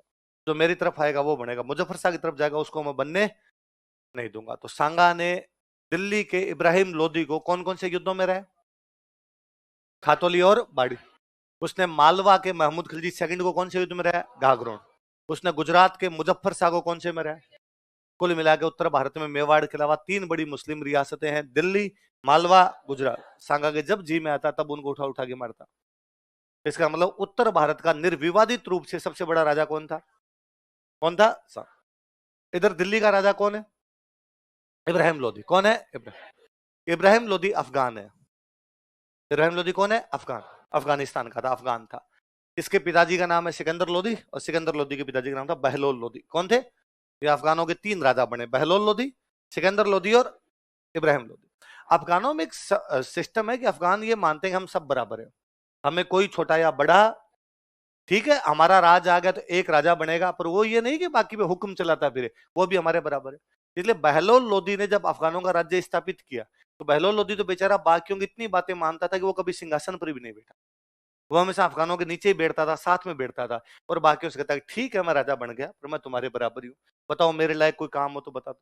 कई बार तो उसको बाकी अफगान इतना डराते थे कि वो रोने लग जाता था कि मैं हट जाऊंगा, ऐसे मत करो प्लीज, डराओ मत मेरे को। क्योंकि बहलोल लोदी एकदम वो ग्राउंड से आया था कि भाई अफगानों ने लड़ाई लड़ी और लड़ाई लड़के कब्जा किया था। अब बहलोल लोदी का बेटा राजा बनता है सिकंदर लोदी। कौन बनता है? वो सिंपल आदमी नहीं, वो राजा का बेटा है, वो राजा का बेटा। तो उसने कुर्सी पर बैठना शुरू किया कि सिंहासन पर बैठूंगा। अफगानों को यह भी बड़ा बुरा लगता है कि सिंहासन किस बात का है, नीचे बैठते हैं सारे। उसने कहा चलो मैं सिंहासन बैठता हूँ, तुम भी कुर्सियां लगा लो, मैं थोड़ा ऊंचा बैठ जाऊंगा और तुम इधर बैठ जाओ। सिकंदर लोदी के टाइम में ठीक ठाक आ गया। अब सिकंदर लोदी के बाद कौन बना? इब्राहिम। उसका तो बाप भी राजा था, दादा भी, 3 पीढ़ियों से राजशाही देख रहा था, तो उसमें एटीट्यूड पूरा था। उसने कहा खाली मैं बैठूंगा, तुम खड़े रहो। इसलिए अफगान इब्राहिम लोदी से बहुत ज्यादा परेशान थे। अफगानों को लगता था ये हमारा ईगो हर्ट कर रहा है बंदा, इस प्रकार की बातें इसको करनी नहीं चाहिए। तो उसके 2 चाचा उससे बड़े नाराज चल रहे हैं, दौलत खान लोदी और आलम खान लोदी। कौन कौन है? दौलत खान लोदी और आलम खान लोदी। और वो इब्राहिम लोदी को हटाना चाहते हैं। उनको लगता है यार कल का छोरा हमें आगे खड़ा रखता है, खुद सीट पर आगे बैठता है, पर उनकी पार नहीं पड़ रही, क्या किया जाए क्या नहीं किया जाए। उधर मध्य एशिया में थोड़े शक्ति संतुलन, जो पावर ऑफ बैलेंस है, तो बैलेंस ऑफ पावर है, वो वहां पे गड़बड़ा रहा है। उज्बेकिस्तान एक देश है, नाम सुना है? उज्बेकिस्तान नाम सुना होगा। उज्बेकिस्तान एक देश है, उज्बेकिस्तान की राजधानी है समरकंद। उन दिनों राजधानी क्या हुआ करती? समर। अब तो चेंज है, पहले वो समरकंद उस समय मुख्य उनका शहर हुआ करता, समरकंद राजधानी उनकी। समरकंद का राजा बनना चाहता है एक आदमी, उस आदमी का नाम है बाबर। क्या नाम है? वो मुगल है। वो कौन है? मुगल। मंगोल मंगोल थे, मंगोल मंगोल मंगोल करते करते वो सब क्या बन गया? मुगल। और बाबर कहां का राजा बनना चाहता है? समरकंद। पर उसका चाचा राजा बन गया। कौन बन गया? तो उसने बाबर को कूट पीट के निकाल दिया। तो बाबर अफगानिस्तान से भाग के आ गया, सॉरी उज्बेकिस्तान से भाग के आ गया अफगानिस्तान। कहां पर आ गया? और काबुल के पास में बैठ के अपना टाइम पास कर रहा है। बेचारा वापस जाए उज्बेकिस्तान की तरफ, समरकंद की तरफ, अपने चाचा को हराने के लिए, लेकिन उनका चाचा उसको मारपीट करके वापस भगा दे। थोड़े दिनों बाद वापस जाए, वापस भगा दे। फाइनली बाबर को ये समझ में आ गया कि उज्बेकिस्तान की तरफ जाने का कोई भी फायदा, पर अब कहां जाए? काबुल तो पहाड़ियों का इलाका, वहां तो खाने पीने का भी इतना कुछ सिस्टम नहीं। तो उसको लगा मैं इंडिया पर अटैक करता हूं और कम से कम खाने पीने का तो जुगाड़ करूं। अफगानिस्तान के बाद भारत शुरू हो जाता, क्योंकि पाकिस्तान तो तब भारत ही हुआ करता। तो उसने अपने पाकिस्तान वाला जो पंजाब है, इस पर 4 अटैक किए। कौन से पंजाब पर? भाई पंजाब के 2 टुकड़े हो गए ना, आधा पंजाब अपने पास और आधा पंजाब पाकिस्तान। अपने पास आधा ही नहीं, 1/4 अपने पास, 3/4 पाकिस्तान। पाकिस्तान को ज्यादा हिस्सा मिला पंजाब का। पंजाब पानी वाली जगह अपने, पंजाब में खेती अच्छी होती, इसलिए बाबर काबुल से आता, पंजाब पर अटैक करता, किसानों से फसलें वसलें छीन के और वापस भाग जाता, हाथों तो वापस भाग जाया करता। ऐसे उसने 4 अटैक किए। कितने अटैक किए? बैठा कहां पर है वो? काबुल। कहां पर बैठा है? काबुल। बनना राजा कहां का चाहता? वो समरकंद, लेकिन समरकंद में उसकी पार पड़ती नहीं है। तो अटैक कहां पर कर रहा? वो इंडिया। ये बात पता चली इब्राहिम लोदी के दोनों चाचाओं को, दौलत खान लोदी और आलम खान। ये दोनों यहां से चला के गए काबुल, और काबुल जाके बाबर को कहा क्या रे बाबर, छोटे छोटे अटैक करता है, हाथ लगा लगा के वापस भाग के आता है, थोड़ी हिम्मत रख, थोड़ा आगे बढ़, हिंदुस्तान पूरा पड़ा है, दिल्ली पर कब्जा कर, आगरा पर कब्जा कर। तो बाबर ने कहा यार उधर इब्राहिम लोदी बैठा है, वो कूट देगा तो मैं तो टाइम पास कर रहा हूं। उसने कहा इब्राहिम लोदी कुछ ही नहीं करेगा। कैसे कुछ नहीं करेगा? उसने कहा हम दोनों इब्राहिम लोदी के चाचा हैं, हम बुलाने आए हैं, हम इब्राहिम लोदी के साथ नहीं, हमारे जैसे कई और है जो उसके साथ में नहीं। तो बाबर का हौसला बढ़ा, बाबर इस बार पंजाब क्रॉस कर लेता है। जब तक वो पंजाब पर अटैक कर रहा था इब्राहिम लोदी ने लोड लिया नहीं, और लोड लेता तो भी इब्राहिम लोदी था शक्तिशाली था नहीं, करता गया। पर अब जब पंजाब क्रॉस कर इब्राहिम लोदी को लगा पंजाब क्रॉस करने के बाद तो दिल्ली आने में बीच में एक ही राज्य है हरियाणा, पंजाब क्रॉस करे हरियाणा, हरियाणा से क्या जाएगा दिल्ली। और इन लोदियों के पास दो बड़े सेंटर, एक तो दिल्ली और एक आगरा। कौन कौन से? तो यार दिल्ली आ जाएगा, अपना एक सेंटर चला जाएगा। तो इब्राहिम लोदी उधर दिल्ली से क्रॉस करता है, तो इब्राहिम लोदी दिल्ली से हरियाणा आता है, बाबर पंजाब से हरियाणा आता है। रास्ते में दोनों एक जगह मिलते हैं, पानीपत। कहा मिलते हैं? और बाबर और इब्राहिम लोदी के बीच में होता है पानीपत का पहला युद्ध। कौन सा युद्ध होता है? 1526। कब की बात है? और बाबर इब्राहिम लोदी को मार देता है। दिल्ली का पहला राजा, सल्तनत का पहला राजा जो युद्ध में लड़ता हुआ मारा गया था, वो कौन था? अब राजा लड़ता हुआ मारा ही गया, तो दिल्ली और आगरा दोनों पर कब्जा किसने कर लिया? बाबर। चेंज हो गया। पहले दिल्ली आगरा में इब्राहिम लोदी था, सांगा उसको जाके 2 बार हरा के आ गया था। कहां कहां पे? खातोली और बाड़ी। पर इब्राहिम लोदी तो मर गया, अब नया कौन आ गया? अब बाबर दिल्ली आगरा आ गया, तो बाबर का भी जी चला, बाबर को लगा मैं राजस्थान की तरफ जाऊं। सांगा कहता है कि नहीं, राजस्थान मेरा, तो इधर आने की आवश्यकता नहीं। तो अब वापस दिल्ली से लड़ाई होगी, पर अब दिल्ली का राजा चेंज, और दिल्ली का राजा कौन है?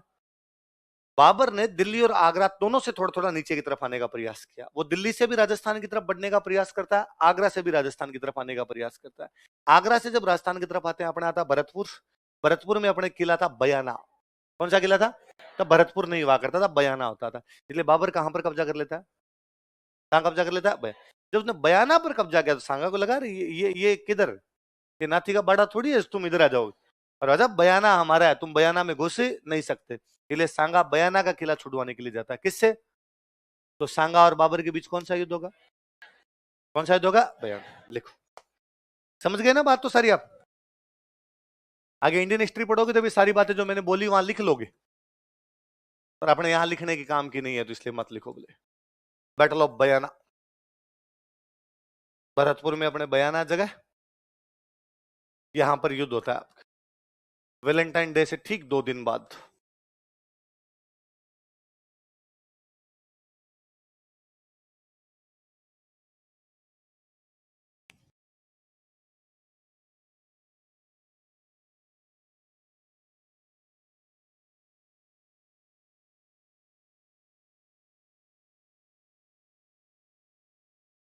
किस किस के बीच में? सांगा और बाबर। किस किस के बीच में हो रहा है बताओ? सांगा और बाबर।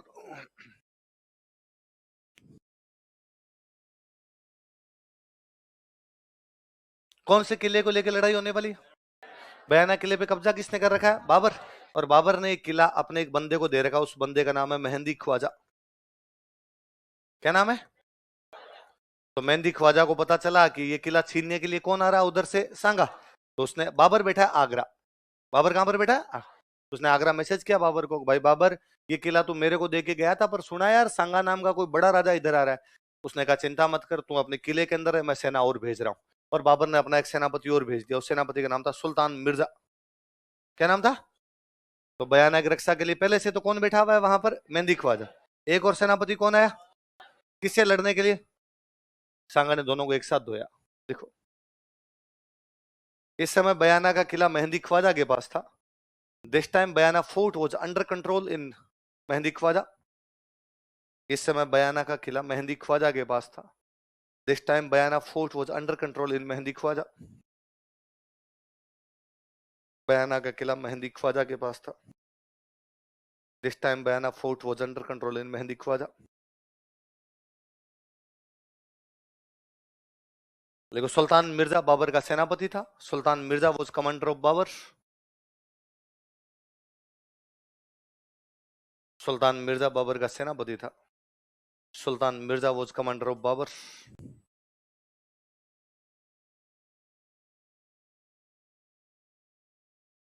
सुल्तान मिर्जा बाबर का सेनापति था। इस युद्ध में भी सांगा की जीत हुई। सांगा ऑल्सो वॉन दिस बैटल। इस युद्ध में भी सांगा की जीत हुई। सांगा ऑल्सो वॉन दिस बैटल। इस युद्ध में भी किसकी जीत हुई? सांगा की जीत हुई। अब सांगा कौन से किले पर कब्जा कर गया? बयाना। कहां पे कब्जा कर गया? जब बयाना पे कब्जा किया तो बाबर की आंखें खुली, और बाबर को लगा कि अब वो बयाना पे कब्जा कर गया, और अब सांगा ने कहा इस बार अब पूरा खत्म ही करो रे किस्सा, आगरा पे करते हैं। कहां कब्जा करते हैं? उधर इब्राहिम लोदी मर गया था, बाबर के खिलाफ लड़ता हुआ। इब्राहिम लोदी का छोटा भाई है महमूद लोदी। कौन है? महमूद लोदी। महमूद लोदी सांगा के पास आ गया और उसने सांगा को आखा कि भाई पहले अपनी नहीं बनती थी आपस में, पर अब अपने दोनों का दुश्मन एक है। हमारा दुश्मन भी बाबर, तेरा दुश्मन भी। जिन लोगों के दुश्मन एक होते हैं वो आपस में क्या बन जाते हैं? अच्छे। दुश्मन का दुश्मन क्या है? दोस्त। लोदियों का दुश्मन कौन? बाबर। बाबर का दुश्मन कौन? सांगा। तो सांगा किसका दोस्त हो गया? तो सांगा ने महमूद लोदी का, ठीक है तुम मेरे साथ आ जाओ, मिलके लड़ेंगे, आगरा पे कब्जा करेंगे, इस बाबर को मारेंगे और मैं तुम्हें वापस क्या दिलवा दूंगा? तुम्हारा आगरा। इसलिए महमूद लोदी या अफगान जो है वो भी किसके साथ आ गए? सांगा। बाबर को लगा यार दोनों मिल गए और दोनों मिलके बड़ा गठबंधन बना लेंगे तो मेरे को मारेंगे, ये दोनों मिलके कुछ बड़ा करे, इससे पहले मैं इनको रोकने की कोशिश करूं। तो अब बाबर उधर आगरा से निकला। बाबर कहां से निकला है? आगरा। इधर ये लोग बयाना से आगे बढ़े। रास्ते में एक जगह पड़ती है खानवा। कौन सी जगह है? तो इस बार बाबर और सांगा कहां पर आमने सामने हो रहे हैं? खानवा। इस युद्ध के 1 महीने बाद आमने सामने हो रहे हैं। देखो खानवा का युद्ध,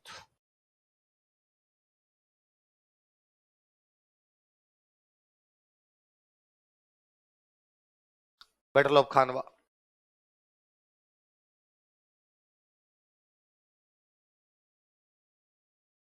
देखो 15 मार्च, 17 मार्च, सॉरी 17 मार्च 1527, भरतपुर में खानवा नाम की जगह। पहले वाले के ठीक 1 महीने बाद यहां पर आमने सामने हो रहे हैं वो लोग।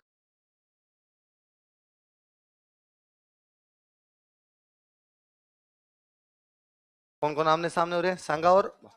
ये बड़ी लड़ाई थी। लिखो युद्ध के कारण, कॉजेज ऑफ बैटल। युद्ध के कारण, कॉजेज ऑफ बैटल। एक तो वही लिखो, दोनों अपने साम्राज्य का विस्तार करना चाहते थे, कर ही रहे हैं। बाबर भी उधर से आगे आना चाहता, ये कर ही रहा है। Both of them wanted to expand their empire. दोनों अपने साम्राज्य का विस्तार करना चाहते थे। Both of them wanted to expand their empire.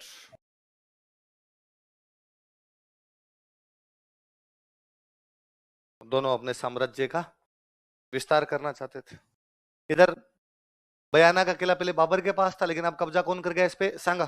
लिख लो, सांगा ने बयाना के किले पर अधिकार कर लिया था। सांगा कैप्चर्ड बयाना फोर्ट।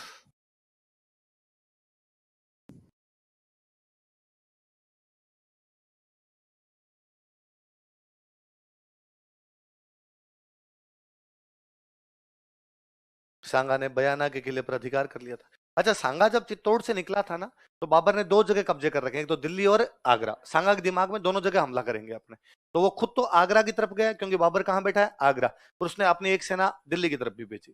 वो जो दिल्ली की तरफ सेना गई ना, उसने दिल्ली के आसपास के 200 गांवों पर कब्जा किया। कितने गांव पे? मतलब उन 200 गांवों से टैक्स पहले कौन लेता था? दिल्ली। लेकिन अब वहां से टैक्स कौन लेगा? सांगा। दिल्ली के आसपास का इलाका था, इसको बोलते सल्तनत। क्या बोलते? सुल्तानों का इलाका था, इसलिए क्या बोलते? सल्तनत। तो दिल्ली सल्तनत के कितने गांवों पर कब्जा कर लिया? देखो, सांगा ने दिल्ली सल्तनत के 200 गांवों पर अधिकार कर लिया था। सांगा कैप्चर 200 विलेज ऑफ दिल्ली सल्तनत। सांगा ने दिल्ली सल्तनत के 200 गांवों पर अधिकार कर लिया था। सांगा कैप्चर 200 विलेज ऑफ दिल्ली सल्तनत। दिल्ली सल्तनत के कितने गांवों पर अधिकार कर लिया था? मैंने अभी बताया कि इब्राहिम लोदी का छोटा भाई किसके पास आ गया था? सांगा। इब्राहिम लोदी के भाई का नाम क्या है? महमूद लोदी। क्या नाम है? और ये कौन थे भाई महमूद लोदी? ये लोदी कौन होते थे? अफगान। कौन होते थे? इसका मतलब सांगा किसके साथ गठबंधन कर रहा है? किसके साथ? अफगान। किसके खिलाफ? बाबर। वो इस बात से भी नाराज है कि तू अफगानों का साथ दे रहा है। लिख लो, देखो सांगा अफगानों के साथ गठबंधन कर रहा था। Sanga was making an alliance with Afghans. Sanga अफगानों के साथ गठबंधन कर रहा था। Sanga was making an alliance with Afghans. Sanga अफगानों के साथ गठबंधन कर रहा था। Sanga was making an alliance with Afghans. कोष्टक में लिख लो महमूद लोदी, ताकि याद रहेगा अफगानों में भी कौन आया था उसके पास। कौन आया था उसके पास? महमूद लोदी। किसका भाई है महमूद लोदी? तो इब्राहिम लोदी मर गया तो उसको भाई का बदला लेना आपने। तो सांगा किसके साथ गठबंधन कर रहा था? किसके साथ? अफगानों के साथ। अफगानों के साथ अपना गठबंधन मतलब पुराना है। अभी हमने गठबंधन करके अफगानों के साथ पाकिस्तान को हरा दिया। मैच रहा है अभी क्रिकेट का। तो अफगानिस्तान की क्रिकेट टीम को भारत ही तैयार कर रहा है। अफगानिस्तान की क्रिकेट टीम भारत में ही रहती है, अफगानिस्तान नहीं जाती। तो अफगानिस्तान में कहां खेले, वहां कोई बम फेंक जाए तो उनको अपने स्टेडियम दे रखे हैं, देहरादून, नोएडा, ये अपने यहीं पे रहते हैं अफगानिस्तान वाले, यहीं पे प्रैक्टिस करते हैं, यहीं पर खेलते हैं। उनके सारे कोच सारे देख लो अपने वाले ही है। लालचंद राजपूत उनका कोच है, अजय जडेजा आजकल उनका मेंटोर बना हुआ है, सारे के सारे अपने वाले ही है। और अपने जानबूझ के मैच रखा चेन्नई, मैच कहां रखा, क्योंकि चेन्नई के पीछे स्पिनरों को मदद करती है, स्पिन बॉलिंग को मदद। इसलिए वर्ल्ड कप शुरू होने से पहले पाकिस्तान बापड़ा चीख चीख के कह रहा था कि हम चेन्नई में नहीं खेलेंगे, हम चेन्नई में नहीं खेलेंगे, हम अफगानिस्तान से चेन्नई में मैच मत रखो और कहीं रख दो। हमने कहा बस डर गए, और ये हमारी मर्जी है, हमारे देश में वर्ल्ड कप, हम जहां चाहे मैच रखेंगे, जहां चाहे मैच नहीं रखेंगे। तो पाकिस्तान के पहले से दिमाग में था कि चेन्नई में हार जाएंगे, चेन्नई में हार जाएंगे, चेन्नई में हार जाएंगे। इसलिए बापड़े इतने संभल संभल के खेले कि बाबर आजम 74 रन भी 92 गेंदों में बना के गया, और पूरी बैटिंग में उसने 4 चौके लगाए। कितने चौके लगाए, केवल 4। भाई आप 50 से ज्यादा बना रहे हो, 75 रन बना के जा रहे हो, चौके कितने हैं? इसलिए डरा हुआ था कि आउट नहीं हो जाए, आउट नहीं हो जाए, आउट। डरे डरे खेले, इसलिए बापड़ों से रन ही कितने बने, 282। वो कूट गए 2 ही आदमी, 2 ही आउट हुए उनके, बाकी 2 तो आउट ही नहीं हुए। इस बार हमने फिर अफगानों से गठबंधन किया बाबर को हराने के लिए।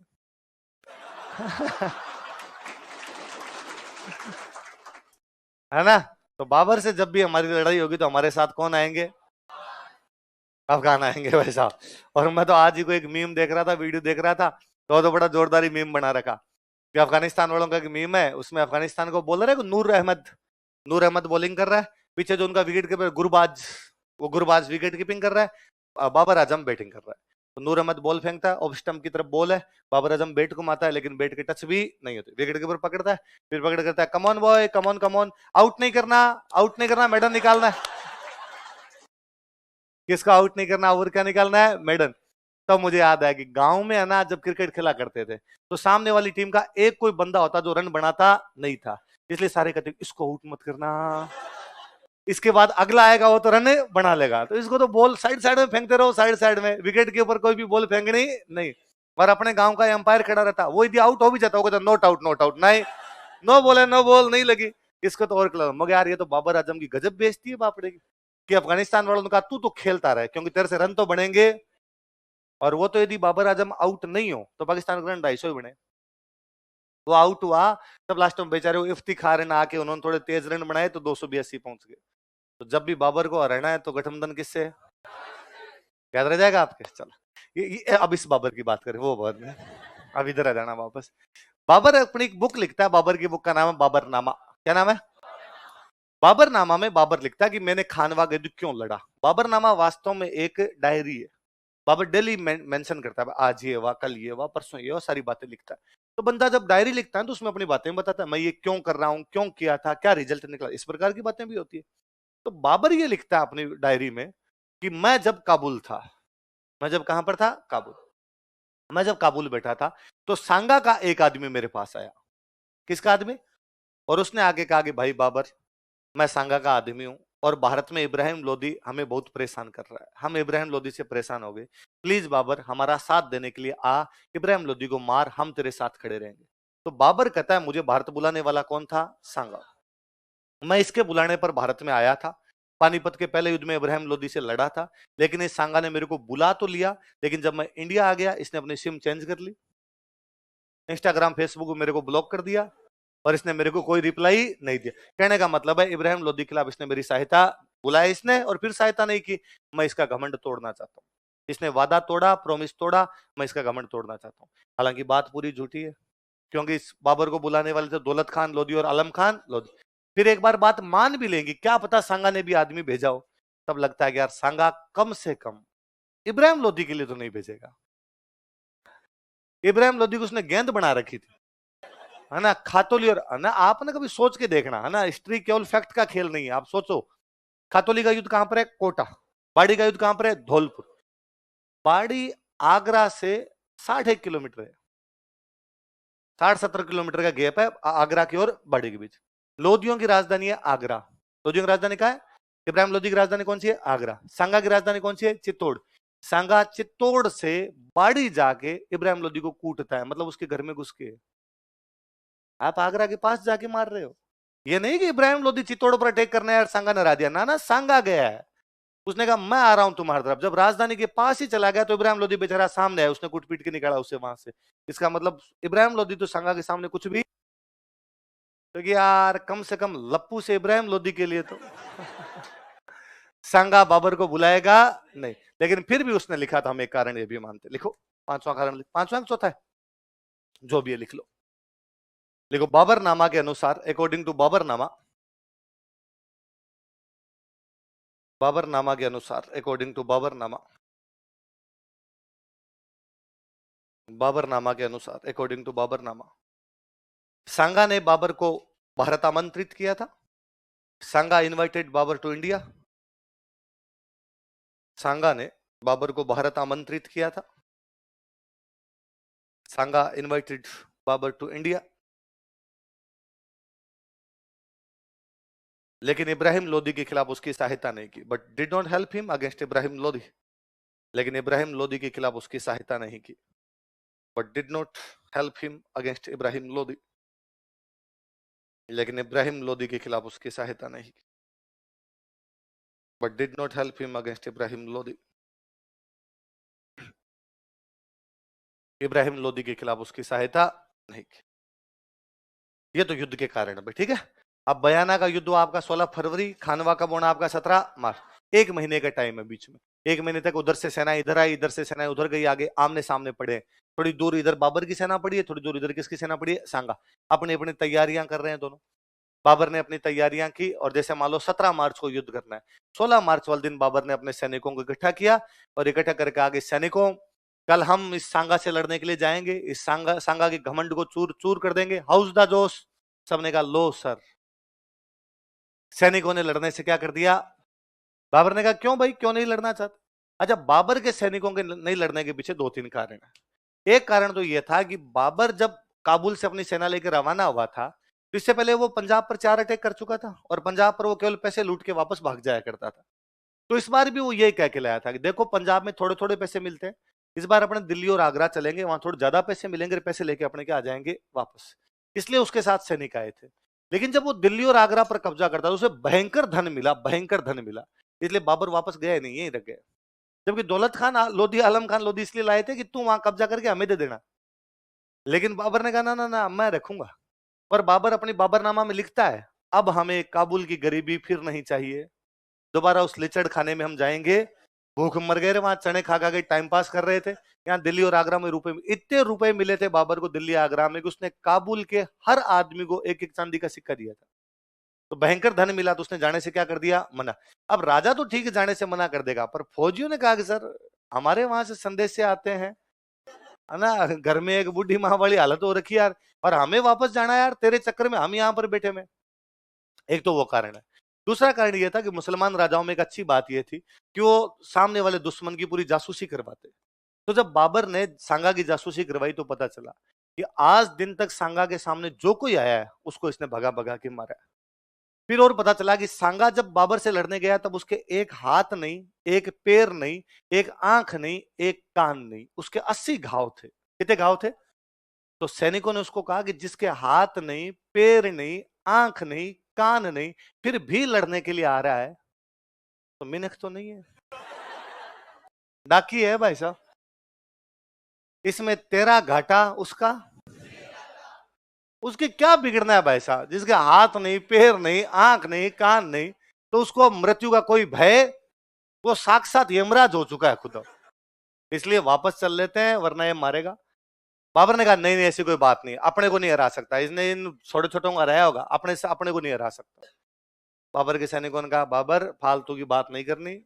बाबर ने कहा हम मुगल है, हम कैसे हार सकते हैं। उसने कहा ये मेहंदी ख्वाजा सुल्तान मिर्जा भी मुगल ही है, और इनका वीडियो पड़ा है हमारे पास, महीने भर पहले इसने धोतियां खोल ली थी इनकी।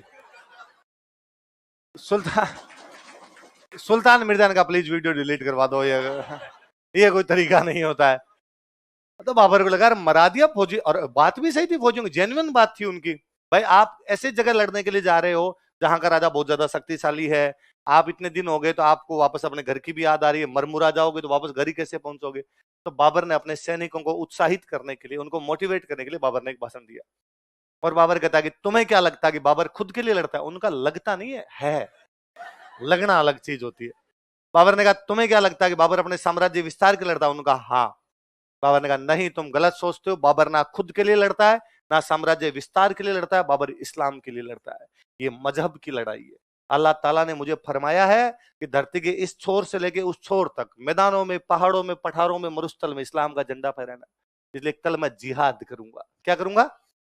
जो धर्म के लिए लड़ाइयां होती उनको क्या बोला करते? मैं जिहाद करूंगा। और यदि तुम मेरे साथ आओगे तो ठीक है, यदि तुम साथ ना भी आओगे तो मैं अकेला लड़ूंगा। अगर मैं जीत गया तो मैं गाजी बन जाऊंगा। क्या बन जाऊंगा? वे योद्धा जो धर्म की लड़ाइयां करते उनको क्या बोला करते थे? गज। और मर भी गया तो मुझे कोई गम नहीं है, मैं जन्नत जाऊंगा, शहीद हो जाऊंगा। क्या हो जाऊंगा? तुम लड़ना चाहते हो तो देख लो। अब तो धर्म की, मजहब की, अल्लाह की, इस्लाम की बातें की सैनिकों में थोड़ा थोड़ा जोश है। पर एक आधे कोई फौजी साहब इंटेलिजेंट थे। फौजी साहब उनका रुक रुक बाबर, एक सवाल का जवाब। हाँ। उनका तेरे मुंह से मजहब, इस्लाम, अल्लाह, कुरान की बातें अच्छी नहीं लगती। तो कैसे? क्या कुरान शरीफ ये भी कहती है कि शराब पीना हराम है और दारूड़ी है? सुबह शाम पीता है तू। बाबर ढंग का दारूड़ी आदमी था। उसकी बाबरनामा पढ़ लो तो जगह जगह लिखता है, आज सुबह सुबह मैं उठा, शरीर टूट रहा था, फिर दो एक पेक लिए तब जाके तंदुरुस्ती आई। दोपहर में तो मैं नहीं पीना चाहता था, पर रिश्तेदार आ गए थे, अब रिश्तेदारों को सूखा खाना तो कैसे खिलाया जाए, उनके चक्कर में दो पेक लिए। शाम को तो मौसम ही ठंडा हो गया था, पूरे दिन पिया हुआ रहता था। और बाबर जब भाषण दे रहा था तब भी उसके हाथ में गिलास था। ऐसा भाषण आदमी पी के दे सकता है? दारूबाज आदमी। इस्लाम में यह भी है कि शराब नहीं पीनी चाहिए मुसलमान को, और तू शराब पीता है। और बाबर को लगा मामला गंभीर है। बाबर ने गिलास फेंक दिया। बाबर ने कहा बाबर कसम खाता है कि आज के बाद शराब के हाथ नहीं लगाएगा। उस सैनिकों ने कहा सर पेटी पड़ी है अंदर अपना। बाबर ने कहा फेंक दो ये भी। तो बाबर इस युद्ध से पहले क्या नहीं पीने की सौगंध खाता है? एक पोछा बोर खड़े। उनका सर एक प्लीज प्लीज एक सवाल और बताओ।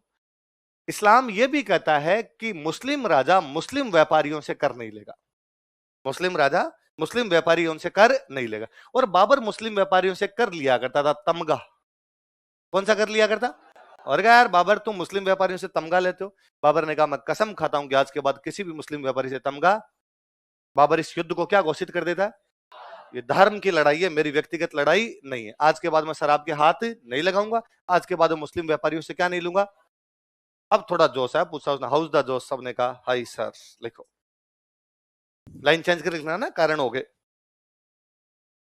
लिखो, युद्ध से पहले बिफोर बैटल, युद्ध से पहले बिफोर बैटल बाबर ने जिहाद की घोषणा की। बाबर डिक्लेयर्ड जिहाद।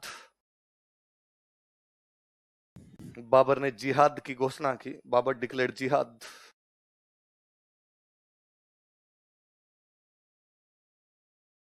बाबर ने जिहाद की घोषणा की। बाबर डिक्लेयर्ड जिहाद। लाइन चेंज कर लिखो। उसने मुस्लिम व्यापारियों का तमगा कर हटा दिया। He abolished तमगा टैक्स ऑन मुस्लिम मर्चेंट्स। उसने मुस्लिम व्यापारियों का तमगा कर हटा दिया। He abolished तमगा टैक्स ऑन मुस्लिम मर्चेंट्स। मुस्लिम व्यापारियों का तमगा कर हटा दिया। He abolished तमगा टैक्स ऑन मुस्लिम मर्चेंट्स। मुस्लिम व्यापारियों का तमगा कर हटा दिया। उसने शराब नहीं पीने की प्रतिज्ञा की। He took oath not to take liquor। उसने शराब नहीं पीने की प्रतिज्ञा की। He took oath not to take liquor। उसने शराब नहीं पीने की प्रतिज्ञा की। He took oath not to take liquor। ये तो बाबर की तैयारियां। सांगा इधर क्या कर रहा है? सांगा को भी पता था अगर इस बार मामला बड़ा है, दिल्ली आगरा पर कब्जा करने के लिए जा रहे हैं, तो सेना बड़ी होनी चाहिए। तो उसने राजस्थान के सारे राजाओं को लेटर लिखे और कहा साथ देने के लिए कौन से युद्ध के अंदर आ जाओ, खानवा। देखो, सांगा ने राजस्थान के लगभग सभी राजाओं को पत्र लिखे। Sanga wrote letters to almost all kings of Rajasthan. Sanga ने राजस्थान के लगभग सभी राजाओं को पत्र लिखे। Sanga wrote letters to almost all kings of Rajasthan. Sanga ने राजस्थान के लगभग सभी राजाओं को पत्र लिखे। Sanga wrote letters to almost all kings of Rajasthan. Rajasthan के लगभग सभी राजाओं को पत्र लिखे।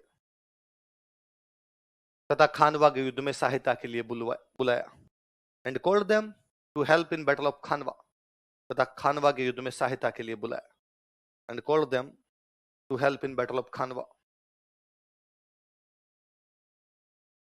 And called them to help in battle of Khanwa, Khanwa के युद्ध में सहायता के लिए बुलाया। अब कौन कौन गए उसकी सहायता करने के लिए, मैं एक लंबी चौड़ी लिस्ट बना रहा हूं, आप उतारिए फिर अपने याद करेंगे। कई बार को सुमेलित करो, टाइम में पूछ लेते हैं, याद हो जाएंगे, अभी याद करने की कोई आवश्यकता नहीं, वैसे ही याद हो जाएंगे अपने।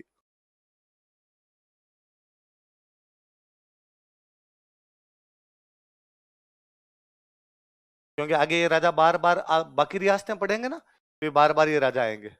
मेवाड़ पहले पढ़ने का एक फायदा ये होता है कि आगे वाली हिस्ट्री फिर कम टाइम लेती है, क्योंकि बाकी सब नाम इसी के अंदर आ जाते हैं फिर।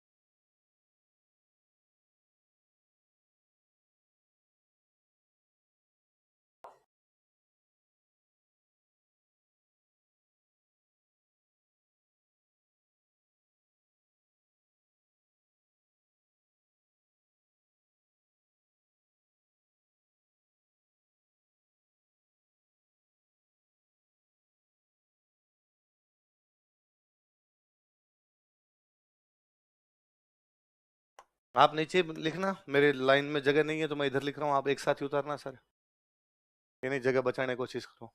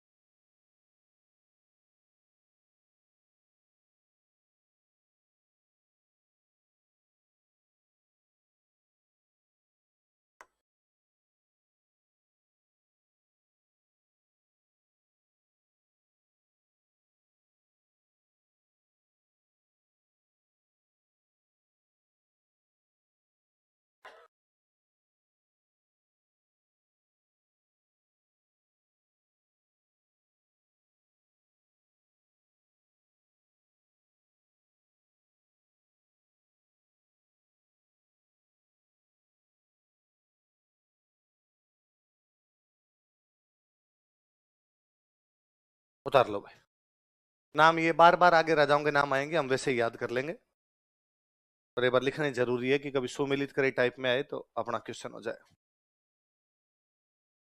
कौन सा? देवलिया, देवलिया। सांगा ने 200 गांव को जीत लिया तो युद्ध का कारण कैसा हुआ? युद्ध का कारण ऐसे हुआ कि सांगा ने 200 गांव जीत लिए, इससे बाबर को नाराज होगा, बाबर राजी होगा? बाबर को लड़ाई करनी चाहिए, डांस करना चाहिए? बस तो युद्ध ही करेगा, तो नाचेगा।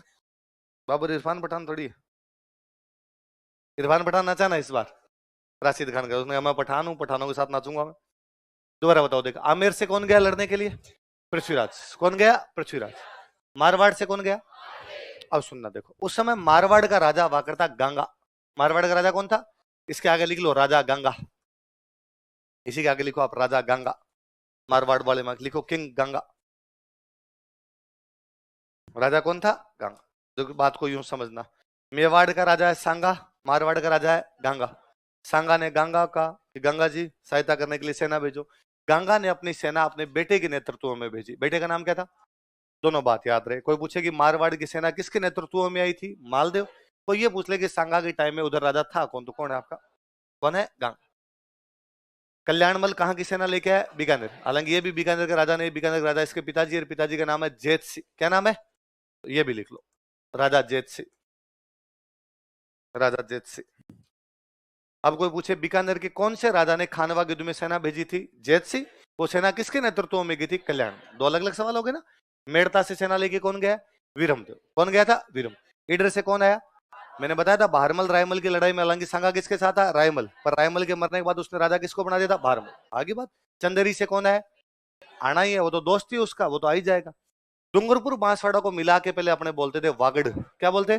तो वागड़ से कौन आया? प्रतापगढ़ को पहले बोलते देवलिया। प्रतापगढ़ का नाम क्या था पुराना? देवलिया। देवलिया से कौन आया? डूंगरपुर बांसवाड़ा से कौन? तो उदय सिंह। प्रतापगढ़ से कौन? भाग सिंह। प्रतापगढ़ को क्या बोलते? देवलिया। डूंगरपुर बांसवाड़ा को कंबाइंड रूप से क्या बोलते? वागड़। सलुम्बर वाले हमेशा हरावल में रहेंगे। सलुम्बर का सेनापति कौन है? रतन सिंह चुंडा। चुंडा को सलुम्बर दिया गया। चुंडा के जो वंशज हुए वो क्या कहलाए? चुंडावत। नाम क्या था उसका? तो ये कहां से आया? सलुम्बर। सादड़ी से आया। कौन आया?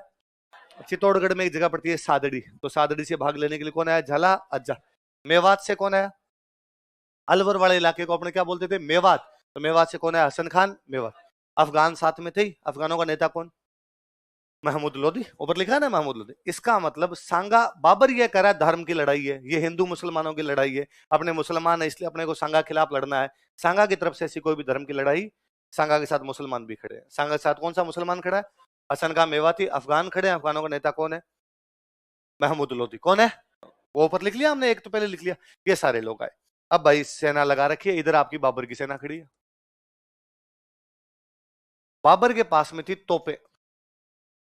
बाबर के पास में क्या थी? उत्तर भारत में पहली बार तोपों का, कैनन्स का इस्तेमाल यदि कोई राजा करता तो वो राजा कौन था? बाबर। कौन था? बाबर। उसकी सेना कम थी पर उसके पास में तोपें थी। इधर सांगा की सेना खूब है भाई। सांगा की सेना उसकी तुलना में ज्यादा है, क्योंकि अलग अलग राजा सब अपनी सेना लेके आए हुए। यूं खड़े हैं सारे राजा कि 7,000 आदमी लेके खड़ा है वागड़ का उदय सिंह। 4,000 आदमी लेके खड़ा है आपका मान लो आमेर का पृथ्वीराज। बीचों बीच अपने बंदों के साथ खड़ा है सलुम्बर का रतन सिंह चुंडावत, हरावल में रहेगा। यहाँ इधर बीच में खड़ा कर रखा है सांगा को। यहाँ पे खड़ा है मालदेव। यहाँ पे खड़ा है एक और नाम लिखो, सिरोही का आखिराज देवड़ा। उस लिस्ट में एक नाम और, अखेराज देवड़ा सिरोही।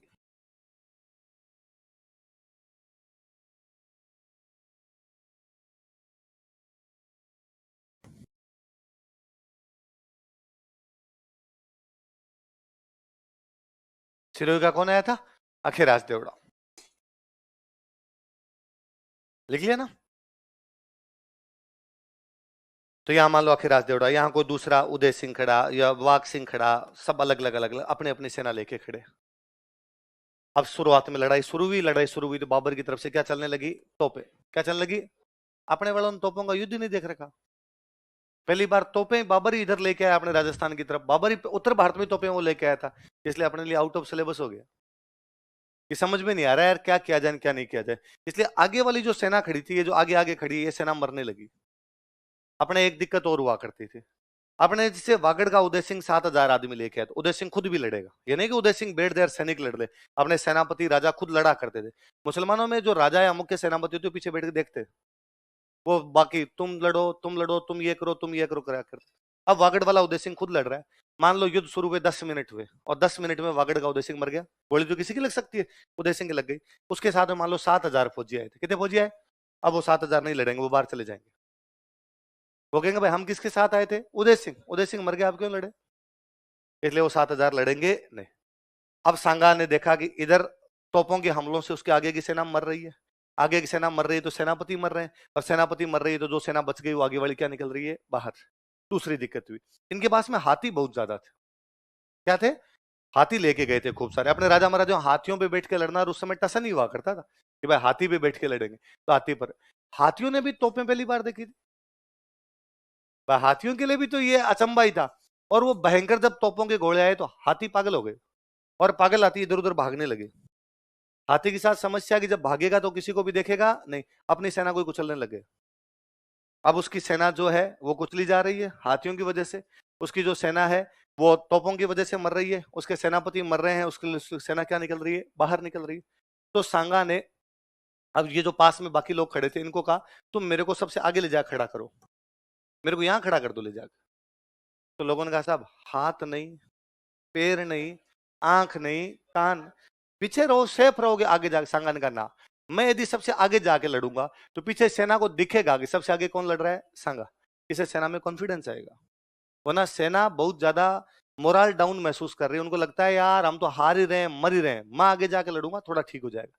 तो सांगा सबसे आगे आगे चला गया।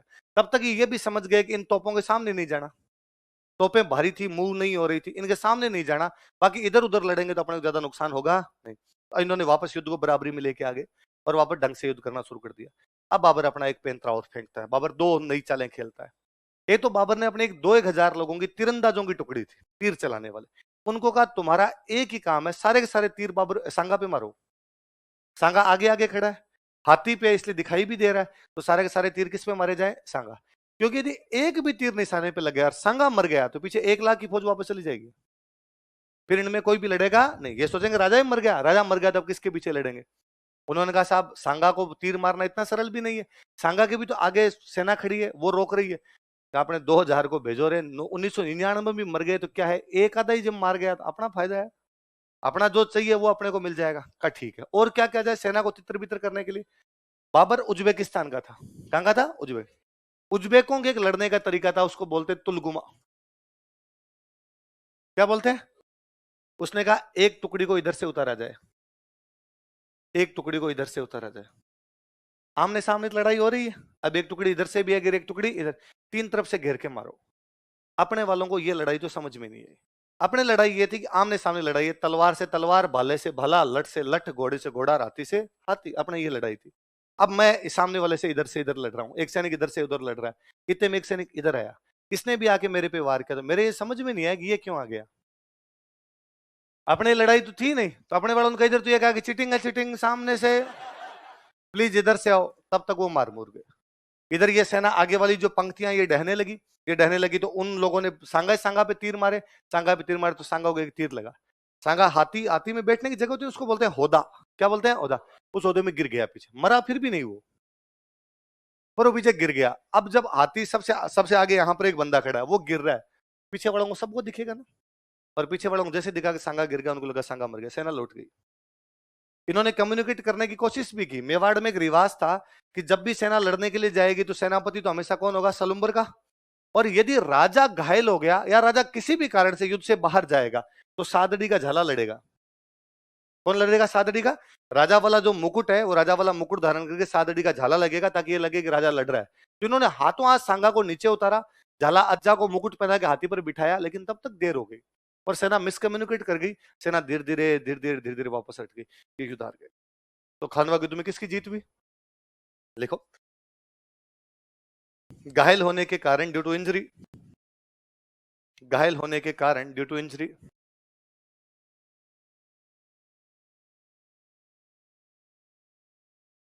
सांगा युद्ध भूमि से बाहर चला गया, या सांगा को युद्ध भूमि से बाहर जाना पड़ा। Sanga had to move out from battlefield, Sanga को युद्ध भूमि से बाहर जाना पड़ा। Sanga had to move out from battlefield, Sanga को युद्ध भूमि से बाहर जाना पड़ा। Sanga had to move out from battlefield.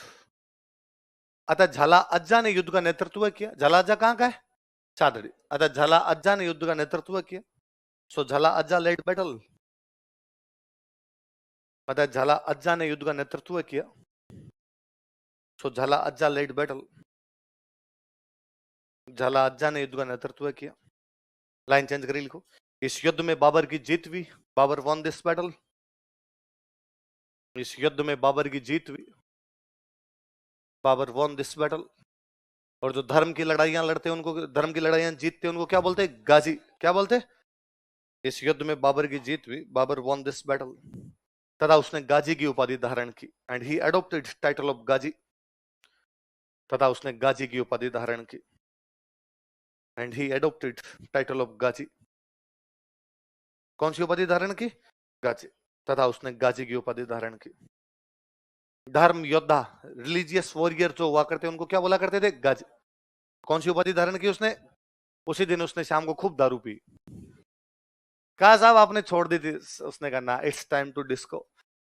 आज ढंग से पे, बाकी कल पढ़ेंगे।